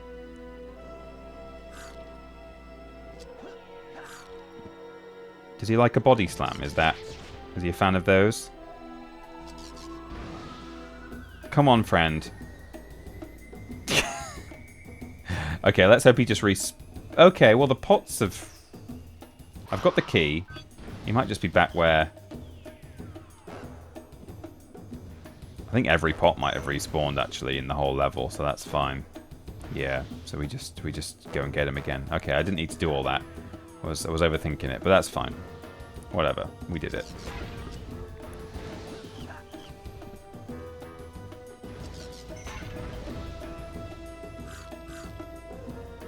This way. You can crack that if you like. Thank you. These three. Good. Grab the hearts. And then stick him in the cage. Rare Haven stream.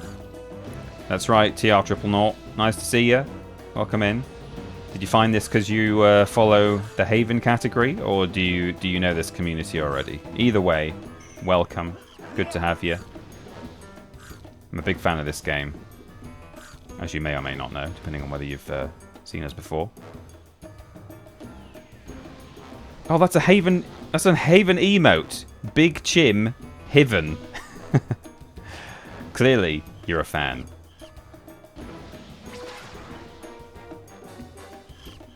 That's great. Look how much he's waving. He's so pleased. Waving, Call of the King. Am I right?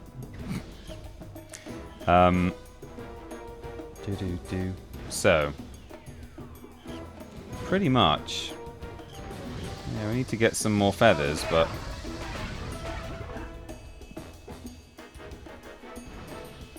I'm a bit concerned that we don't have all the silver keys that we want, but we'll get there, I'm sure. I've not I'm pretty sure I've not missed anything obvious, so it's not like I've walked past a pot and just ignored it, so in all likelihood, we're fine. Yeah, Big Chickenator currently has a subathon going, and she calls it the Haventhon. Nice!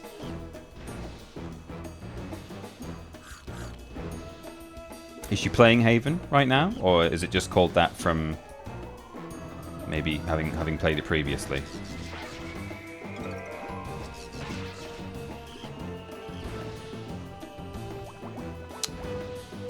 So, 2 keys. She hates it though. Oh no. I definitely I appreciate that it's you know, a bit BS in places, or you know, even just not even bullshit, but just tedious at times. Some of the challenges, but overall, I do actually really like it. Okay, that's the final feather. I think the Talon Bell might be at the top of the tower back there. Problem is, if he's gonna take us away somewhere. We have not opened the runestone thing. And given that we're most of the way there, it would be a shame, actually. Let's just see, though. There might be maybe 2 silver keys on the climb up to the top. Before we ring the bell, well, hang on, it might even tell us what it's for. Oh, collect 4 cogs. Drain the flooded chamber and... Jeez, okay, there's loads of stuff. Call Talon for assistance. Alright. Well, wherever the blue bell is, before I press it, we'll make our minds up as to whether we... Oh, whoops, okay.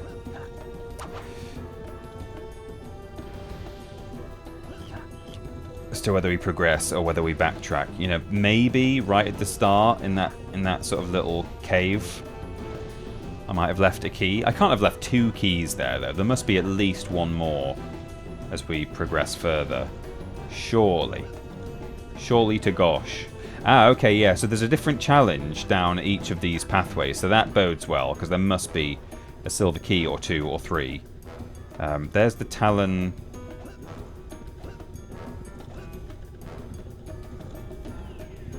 There's the Talon Bell over here, and given that we have several other branching paths to do in that tower, I'm now less reluctant to ring the bell. I think I will just... because it would be a real shame to lose effort for silver keys and runestones. Then I've done a save state there just in case this does screw us up, but I think he's just going to either bring us something or he's going to fly us somewhere where we'll be able to like grab a cog or something. What are you doing, Talon? Where are we going? We're riding somewhere. I can actually control him a little bit. Okay, this seems fine. Yeah, we grab the cog, I guess.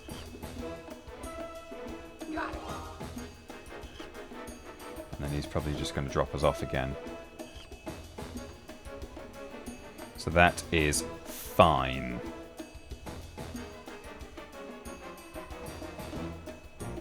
Okay, cool. That was alright. That's good. So, of these 4 paths, we've done the Talon path. Which was this one. Was there definitely nothing else along here? Just make sure it was just a bell.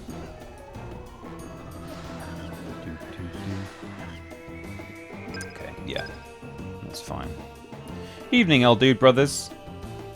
How you doing? Welcome. Good to see you. Playing some more Haven, as you can see. And I've not screwed up anything too badly today.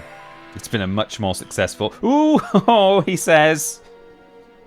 That just fell away from me as I was running. Blind hill, blind peak. Never overtake on a blind crest. Yet, yeah. No, that wasn't a terrible screw-up. It was a quick restart. Right, do a swim, Haven. Don't hit all of these things. Right, clearly I need to drain this area so I can start breaking pots and stuff. Is it literally just that lever? Yeah, I guess. I guess so. Oh no, door open. Okay.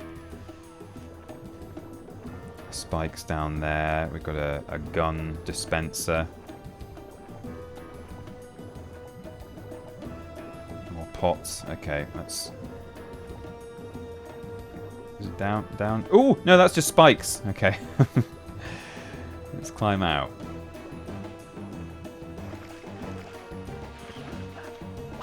He's going to load the wrong save state again. I'm not even going to load it if I can help it. And I didn't use the keys, even though even though I have changed my key bindings. I did it by going up to File, Save State, Slot 8 manually with my mouse. So ka-chunk. Alright, down we go. It's like the water temple, but not as annoying. Okay, this door is open now. Where am I going? Out the top? I feel like there might be... No, there's not one in there. I thought there might be a key in there for a second. Okay, we've got a cog in there, and over here we've got another lever. Is this going to drain the whole space now? Yeah, I think so. Good. Got it, he says. Yes, you did, Haven. Well done. Now, before we leave this area, I'm going to check there's not something else somewhere. Because that's what they want us to do. They want us to leave and to not realise that, you know... Right, well, this was already dry land before, wasn't it? So... Oh, did I go as far as that ledge? Or did I just go up this corner bit? Yeah, I did, didn't I? I'll just make absolutely sure. Yeah, okay, cool.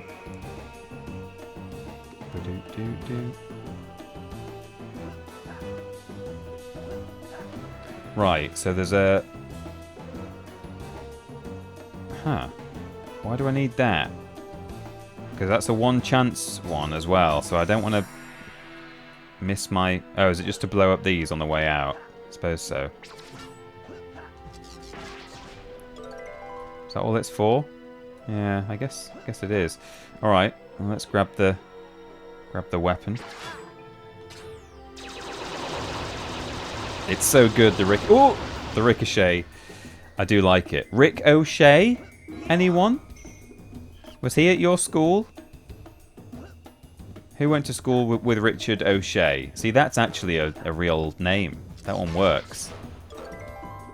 It's not like hidden behind... No. I'm absolutely adamant. Adamant? I'm adamant that we will not leave this area, Mount Fire Ash Chasm, without the thingy, the runestone. We're gonna do it. I think Rick O'Shea played for the Undertones. Yeah, or possibly. May have done some work with Adamant, I think.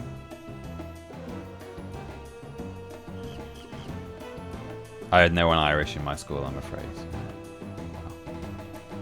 What would be the German equivalent? What's the... Is there a sort of surname format in Germany, Lobrotovich, where it means the son of someone else? Because that's what O'Shea means. It means of... Although maybe that's more like of, like clan or surname or family rather than... You get them of first name, don't you? Like William's son means son of William. Whereas O'Shea... Is Shay a first name? Are you of someone called Shay, or are you of like clan Shay, family Shay? I now can't actually... Okay. It's just giving me this for no real reason. All it's doing is stopping me from being able to turn on the spinning top. This is a crazy question to ask me at 10:23 p.m. Hey, if you don't know, that's fine. I just mean, you know, in English we have Donald's son, or you know, in Scotland, Scottish, in the Scottish language, they have Mac, don't they? MacDonald or Mac Mac others. You know, there's only McDonald. That's the only one. No, there are plenty. Here we go. That's enough. I just wondered if they happen to have the same sort of convention in German. Right, here we... Oops! Okay, down we go. Doing a proper... Traveller's Tales. Oh, I don't have to do that again, do I? Charge up the power poles. Oh, great. Thanks, game. I immediately rolled off. Alright, sure. Yeah, we're doing a Traveller's Tales, rolling in a ball down a half-pipe thing now. Go away, gun. There we go. In Germany, it used to be Von. Oh, yeah, exactly. Von, that's it.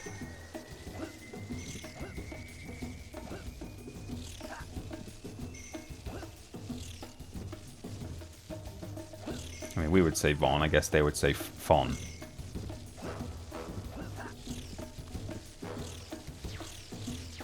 McKFC, yeah, exactly. There's McDonald, and McBurger King. Right, okay, let's not immediately roll off the edge of this, because it's not a half pipe, it's just an almost flat track. I think it's got a slight dip in the middle to just help you a little bit staying in, but oh, this is cool though. Like aesthetically, this looks really nice. Rolling down a lava river with these sort of red glass. Oh, come on, Haven. He bounced off the. Do I keep the cog? I think I did keep the cog. Let's jump down here now. See what I was missing. Oh no, the cog's there. I've got to do it again. Oh, that was such bullshit. Oh, and I can't even grab the... I can't grab it because I've got the gun in my hand. Right, let's not... No, don't... This is pointless, this gun. All it means is I can't turn this on. For a short time. Anyway.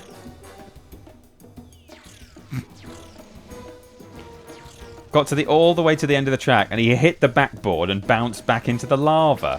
What a fool.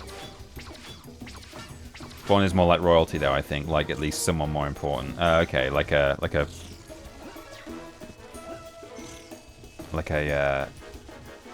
posh family. I don't know if you're supposed to. I don't know if it's the intention that you just like balance on here with a bunch of bounces, but that's actually quite effective. Right, there we go. Let's charge this thing up again, and this time let's not hit the end of the track at Mach 10, Ronald Mach 10, and that means son of 10, and then bounce back into the lava because that was bad. That's not what we want to do.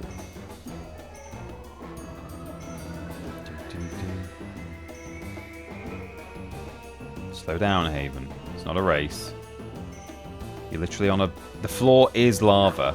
Right, hang on. Slow down. Ooh, gosh. Sort of runs backwards a bit. Right, so the way out is up there, but... I actually can hear a little chompy dragon guy somewhere. I thought I could. Maybe he's just down on the ground underneath. Right, let's see if there's a silver key past those spicy pots. I'm a bit worried.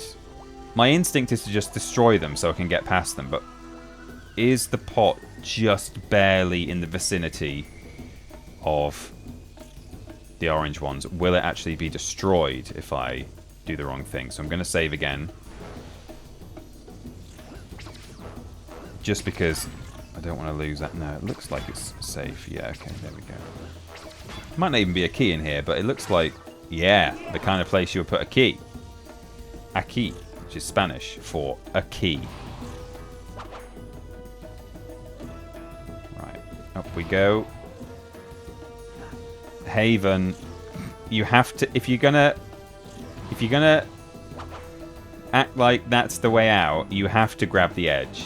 You can't do that to me. Okay, there we go. Oh, you can actually get a second. You can get a double jump out of those things. I didn't realise. You get the initial boost, and then you can do a little extra hop. So that's something. Come on, give me some energy. I'm probably going to need it later. So let me bounce on top of this thing. No. Oh, damn it. Oh god. Oh Jesus. Okay, got it. Right, okay. Head back. And I'm not going to grab this. I don't know why they put that there. Don't know what that's for. Hello, Cesspit Prince. We have royalty with us today. It's Prince, the artist formerly known as Cesspit Prince. Have I done that bit before? Probably. It's a bit misty in here. Oh my goodness me. Lord B, thank you for the answer. Do go to sleep. Do your homework first and then go to sleep. Don't go to bed before doing your homework. You're not allowed. In fact, you shouldn't be watching live streams before having done your homework. Even though the homework was given to you on the live stream, you should have somehow known that you had homework to do before. Oh. Oh, okay. Well, I guess we don't have to worry about the dragon. He's dead. Okay, I'm assuming there's a cog at the top of this very dangerous jumping puzzle. Oh, yeah. Is that going to be a silver key? Probably not. Is it? No. Okay, so we might have all the cogs now, but we don't want to... Yeah, activate the cog machine. I don't want to do that. 4 keys. Keys. That's 4 keys. We are not activating the cog machine just yet. So Talon to the left, flame that way, a picture of a man. What's this? Water? I'm assuming this way is whatever the cog machine is, which is not what we want to do, but there is a pot over there, so maybe it has a... Oh no, we've been here before.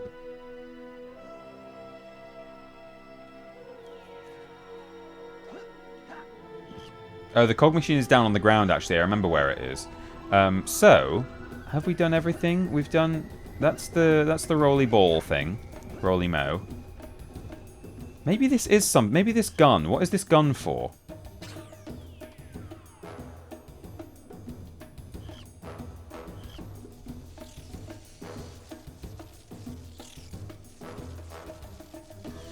Oops. Okay. Right. Right, I'm going to do another little sweep through the whole area and try and establish whether we've got... I'll just... There wasn't a key in here, was there? No, that's a heart. This one also isn't a key, I don't think. Oh! No.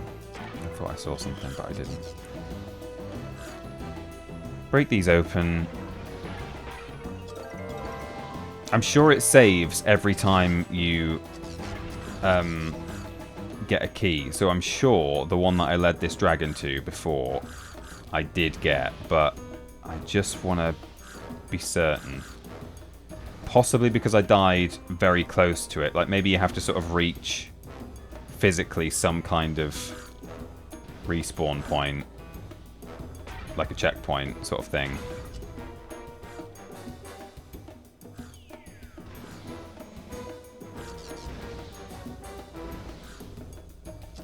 Where is he? No, that's an energy ball. What am I looking? Where's he gone? There he is. I did say there'd be a dragon here, and here he is.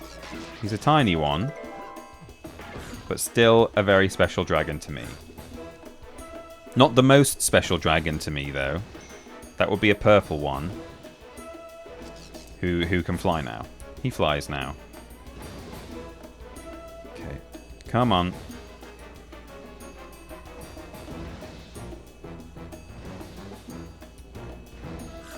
Right, now you get in there, if you like.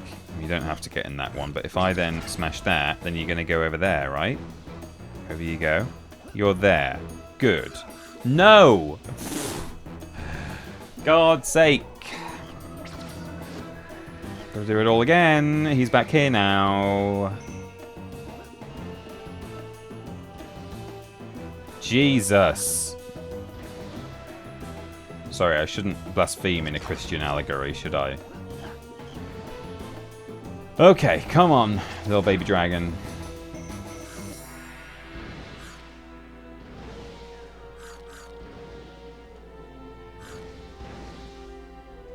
Come this way, son. Yeah, what are you doing? Right, cool. This way. He can't quite keep up with you if you run full speed, so you have to just stop a little bit occasionally. You're gonna leave he's not gonna go in the acid pots, that's good. That's great. Yeah, I know, I've only got 4 silver keys. And probably we'll discover that definitely me grabbing this first silver key, the game has let me keep it. But I just feel like, because I went over there and then I died before I kind of made it, but like maybe there are physical checkpoints that you have to reach in order to save things like key collection. So it might be that although I grabbed the key, it doesn't save it until I, you know, head to a spot where that it counts as a checkpoint, you know? It's got a heart in it. It's not a key. Okay, well, at least we know. We know now. So where could the last one be? It might be back in the very first area? Maybe? I could look up a guide, but it's not on that cage. That's just it goes to one of the feathers or something. It's not in there. It's not in there. I wonder if because I didn't get one when I rode Talon up to the platform, did I? I don't think I got one from up there. I got a cog, and that was the whole point of the exercise. But I wonder if you can sort of do something extra to get a...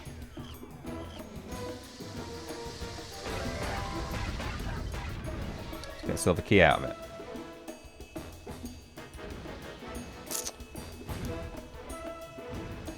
That shield pot up there looks like it should have something special in it, and I've definitely broken it. I can't remember if it had anything special in, but... oh, well, we're absolutely buggered if it was up here. If it was in that first area. We got one from the first cave. I'm going to look up a guide. I'm just going to see where Fire Ash Chasm Silver Key locations. Because I don't want to just be running around for no reason. So, Cheetah Austin. Cheetah. Haven Call of the King.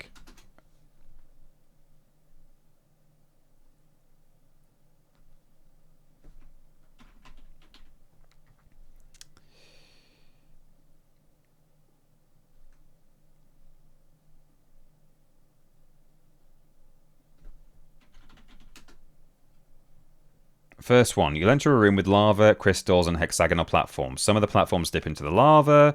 Go to the left and jump across 3 platforms. Blah, blah, blah. There's a silver key. Dragon door. You'll come to a room with a dragon door. Done that. Silver key alert, the second. Head left past the floating mine and around the corner past the blinking pot. Turn left and run by the floating mine. Head through this room and down the ramp to the balcony. Below is the volcano dome. Step on the red elevator and go down. Where's the key though?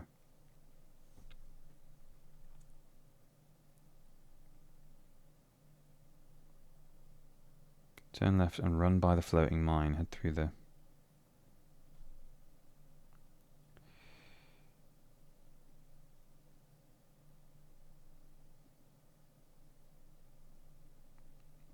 Okay, the 5th one. After getting the 3rd feather, jump off the cage and head back to the ground.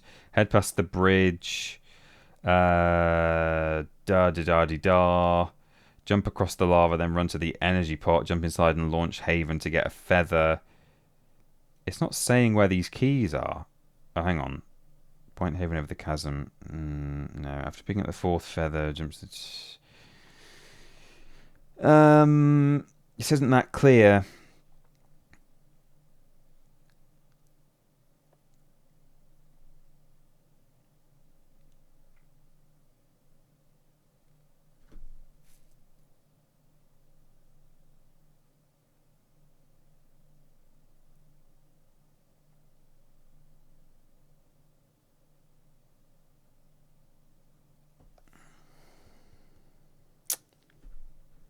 It just says silver key alert at various places, but doesn't... oh, okay. At the bottom it tells you where they all are. So the first one was in the first room. We got that one. The second one, the blinking pot. Yeah, and you have to... that's the one where we did... it was like a fuse of red pots, and we got that one. Okay, so that's the second one. Good. Third, in the flame chamber behind the fossilized remain of the dragon is a standard pot. Do a shield smash on it to break it and get the silver key. I don't know if we got that one. At the end of the sphery shield, go out to where the energy pot is. Below that is a ledge where there's a silver key. We got that one. And behind the rune pot in the back of the volcano is a ledge with a fire on. Okay, so I think it's in the room with the dragon. I think behind the dragon there's a silver key. Thanks for bearing with me there, everyone, while I just read a really old game facts, like, you know, when they're all written in sort of... It's like a... what am I trying to say? You know, it's like a TXT. It's like, you know... It's all formatted in a kind of ASCII sort of way. I nearly did a cheater, but I'm close to legendary duck ambulance, so I'll save my points. Oh my goodness me. Well, you do that, for sure. Right, so, where... Did it at least have some cool ASCII? It had... There it is. Cooly Wooly with the duck ambulance. It had some like lines and you know, some formatting done with bars and forward slashes and underscores and stuff. It had some of that, but it's not got like a pic. Well, maybe at the top it's got a big picture of Haven or something. I don't know. Let me see. Have they like made the logo? No, they've made like a big block of kind of asterisks and stuff with the words Haven Call of the King in it, but there's not like a picture of Haven made out of hashtags and stuff. Okay, I assume the flame on the platform here means that this is where the dragon is. I can't remember which one it was, but of the four, this seems like the most dragony place. So apparently, there's an ordinary pot, oops, I think behind where the dragon skeleton is. Which I don't recall as... Not there, surely. What? Really? Oh yeah, there it is. Oh, how do I make it appear? Oh, because there's a thing up there, isn't there? There's a flashy one up there. Aha! I think we've done it, everyone. Thanks to an internet guide from probably about 2004. Right, so we break that. That gives us an heart. An heart? Anyone? And hopefully has also, yes, made this appear. Key! 5th key! Hooray! We did it! And now we just head back to the runestone pot. We break it open. The irony here is, it's kind of ironic, or it's more like a double whammy really. The double whammy is that I am... There we go. I think I can survive this fall. Yeah. Can survive any fall, Haven. He's great. He can actually drop from space and still live. Oh, it does feel good getting these and getting the autosave. But the double whammy part of it is that not only is it, you know, pretty tricky. I've got the mic in my face here, covering my face.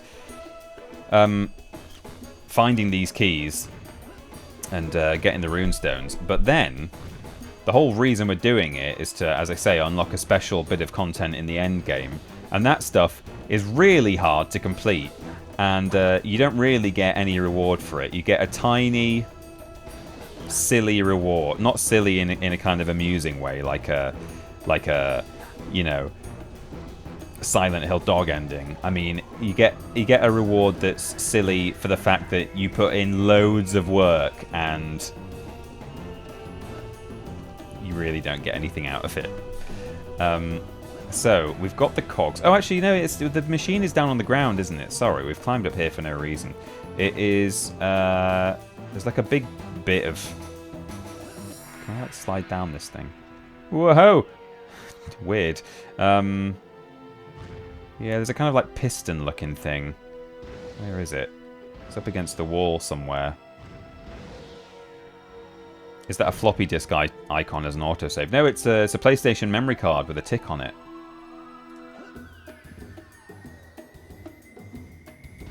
I'm pretty sure. We'll have to see it next time, but it looks like a memory card to me. Where is the... It's somewhere. It's up against the wall. It's like a very obvious bit of machinery. Oh, I've gone all the way around and it's not... There's the lift. Oh god, was it back where I was? Have I come all the way around here for no reason?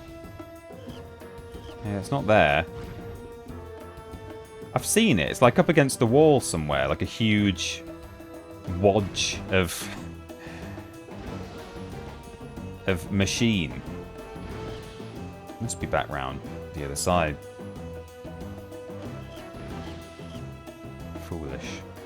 Foolish mortal. Missed it. Memory cards. Rip memory cards, am I right? Yeah, 106% Crash 4 on it. Yeah, it's worse than that, Pup Wheelie. It really is not a big reward. The sense of satisfaction is something. And, you know, it involves extra gameplay and challenges that you wouldn't have had originally. So that in itself is a bit of a reward in that, like, you literally unlock extra areas and levels and challenges, but they're really hard. And then when you've done them all, that's when you realise, oh, wow. And for what? Where? Wow, the real challenge here is finding the... I thought it was... I might have to look at this guide now. No, I don't have to look at the guide. I'm just trying to save time, but...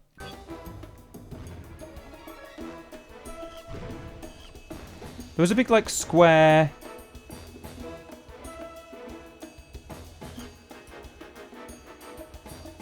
Maybe it is, like, up and off one of these bridges, but... Somewhere, there was, like, a big square thing up against the wall. Big cube of stone or metal or something. Looked like it had a couple of, like, pistons on it or something. Let me just clamber up here and see if I can kind of see anything. Ooh, anything from...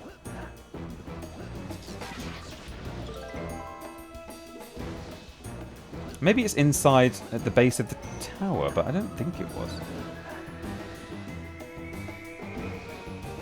Yeah, is it in here? Oh yeah, it's that thing. That's what I was thinking of. But for some reason I thought it was out in the cave. Anyway, this thing. I assume it... Yeah. There we go.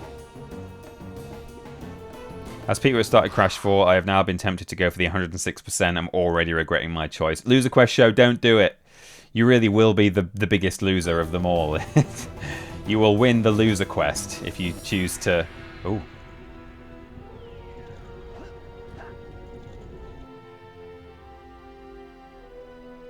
Right, this is a new area. This is into fight... I think it is. No, it isn't.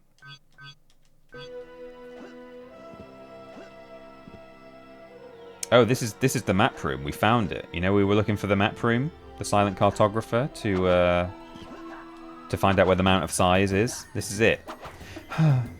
Every time, Mount of Sighs. Ho hum. Help. Use the ancient Aurian planet map to determine the location of the Mount of Sighs. Scroll around with the right analog stick and zoom in and out with the left analog stick. And this is a full map of the planet, and we would, if we wanted to... Oh, it's right there, I think. I think it's in the middle of that crater.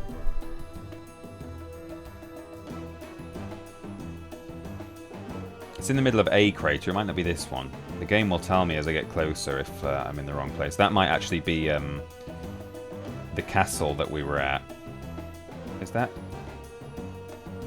In fact, that might be... This might be Fire Ash. I don't think that's Aureus. I think this is Fire Ash Chasm I'm zooming in on here. No, it's saying go down. Oh, yeah, it is there. That is it. Okay. I'm just going to zoom in real close. But yeah, this is a rendering of the whole planet. And if I wanted to, I could go way off and I could look at the entire planet if I wanted to. But we won't. I mean, obviously we found it, but we have to zoom in really close to confirm that we found it. I'm going to get right in there.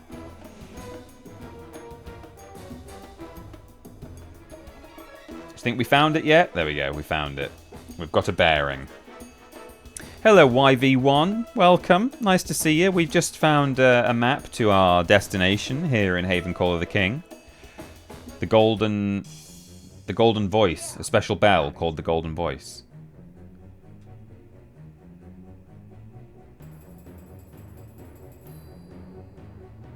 Whoa! Oh, a jetpack. We've ridden this thing before. We put out a fire with it before. I probably can't put out the whole volcano, I don't think. I can't even shoot water, actually, with this one.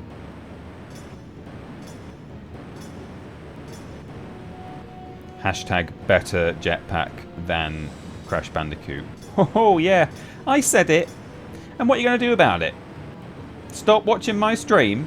Alright, if you want to. That's fine. Okay, now I can shoot. And, uh-oh. You see in the bottom left? There's a very thin, gangly-looking dragon's head. There he is. Oh, he whacked me. We now fight a dragon. Oh, yikes. I'm not doing very well. That's the first yikes of the stream, actually. Is that a heart in the sky there?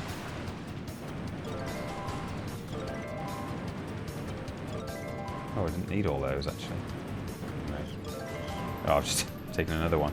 Right, if I get close enough to him, I will... It will go red and let me... Do I have to get behind him?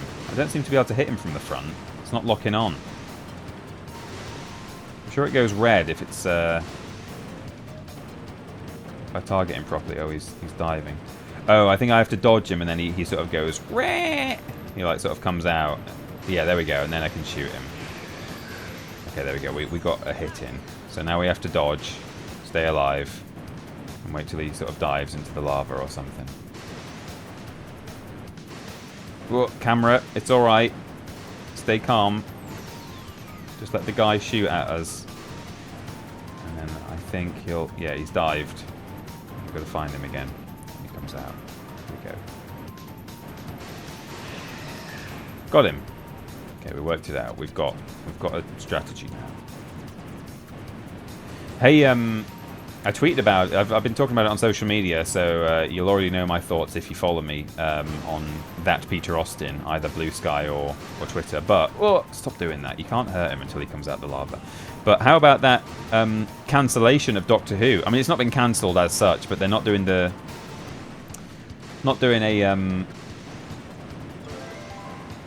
Christmas special now that they said they were doing, and Russell T Davies has left, and Bad Wolf Productions are no longer making it. Big announcement from the Beeb about that. Oh, it did actually just let me lock onto him for a minute there. I think maybe his head is... Yeah, there we go.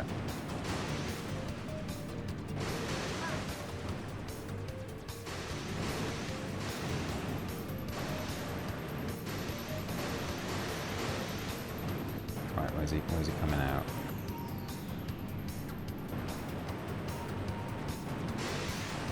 Oh, he's on the move this time. This is where the real Dark Souls begins. There. I think I can get him any time, actually. It's just easier when he emerges from the lava. He sort of stands still for a sec. Right, there, we got another one. We've got one more hit to do.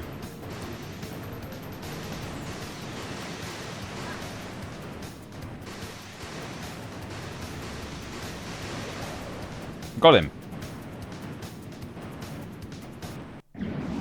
Oh no! Oh, I thought my jetpack was running out. Boof.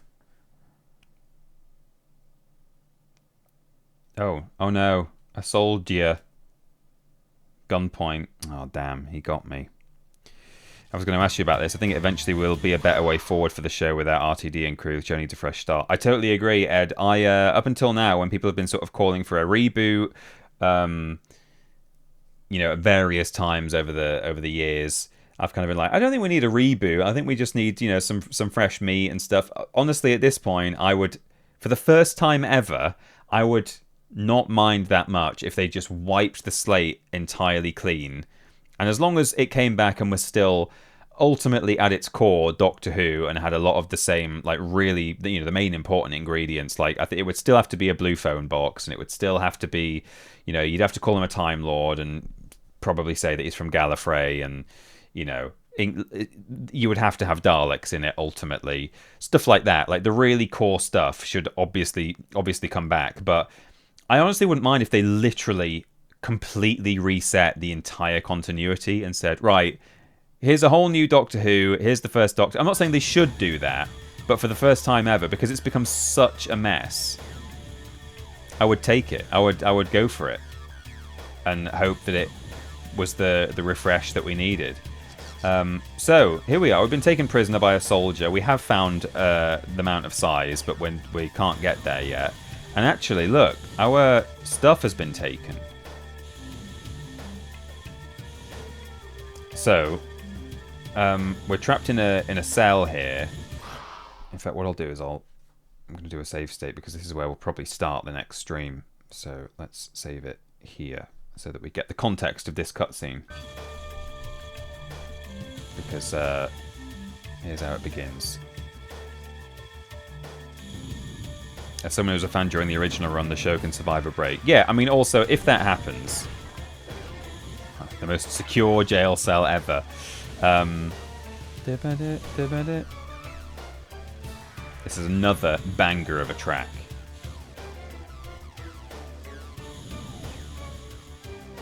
I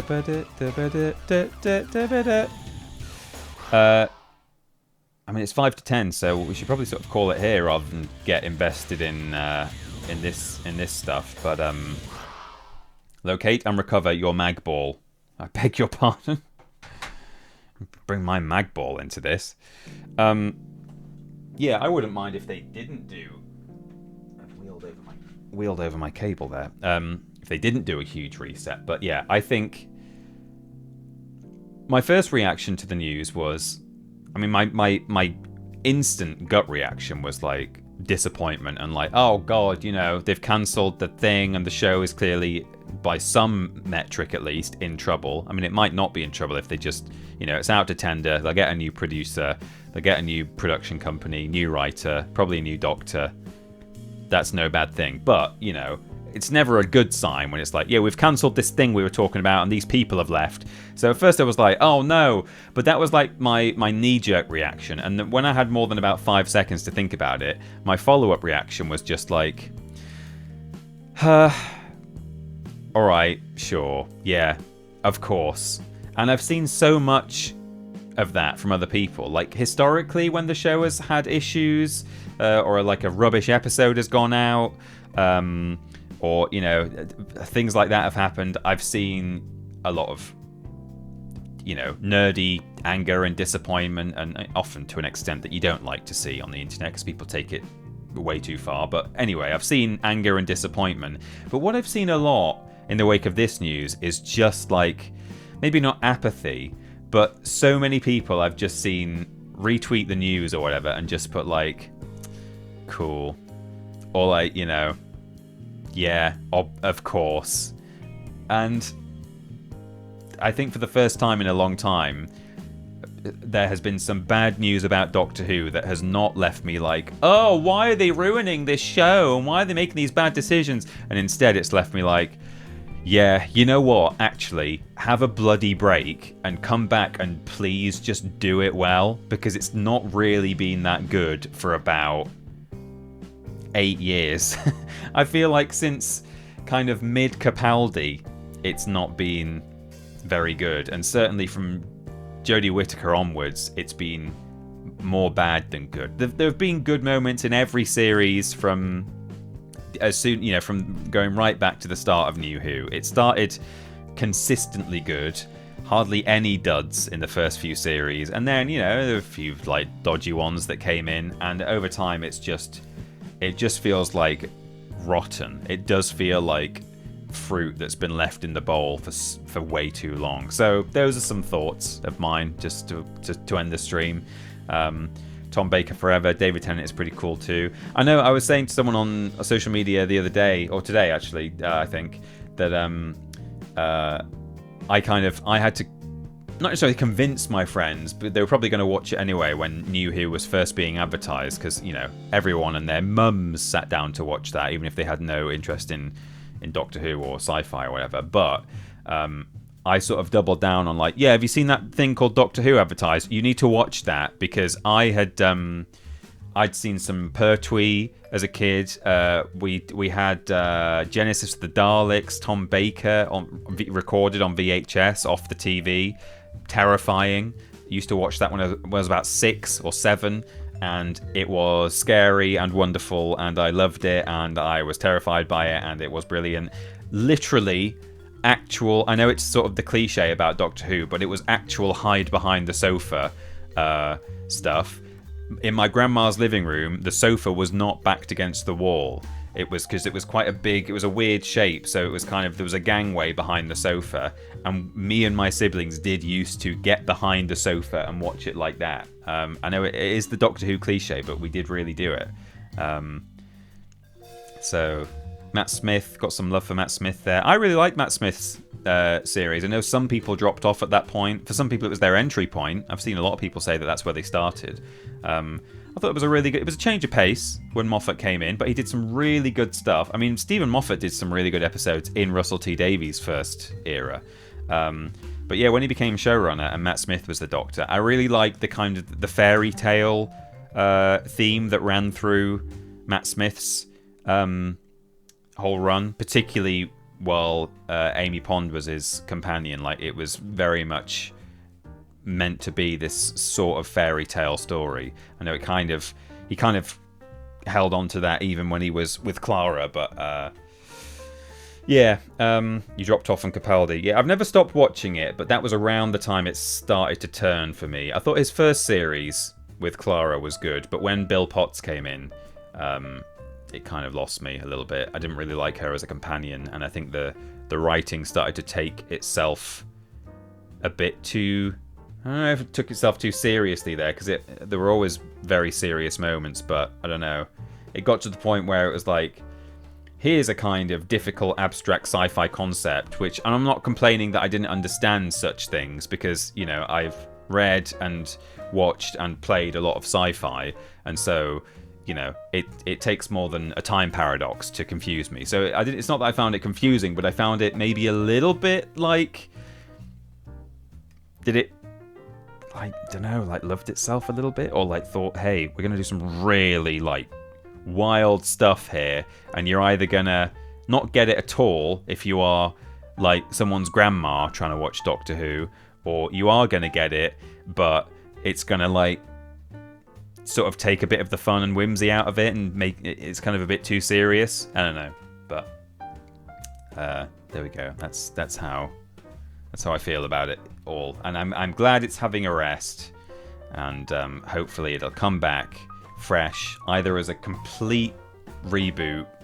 I'm not saying that's my preference, but as I say, for the first time ever, I'm at a point where I wouldn't mind if they did that, and I've never been in this position before. I've never felt like the show is at such a stage now that it needs the flux to come in a figurative sense rather than a literal sense within the story, and it just needs to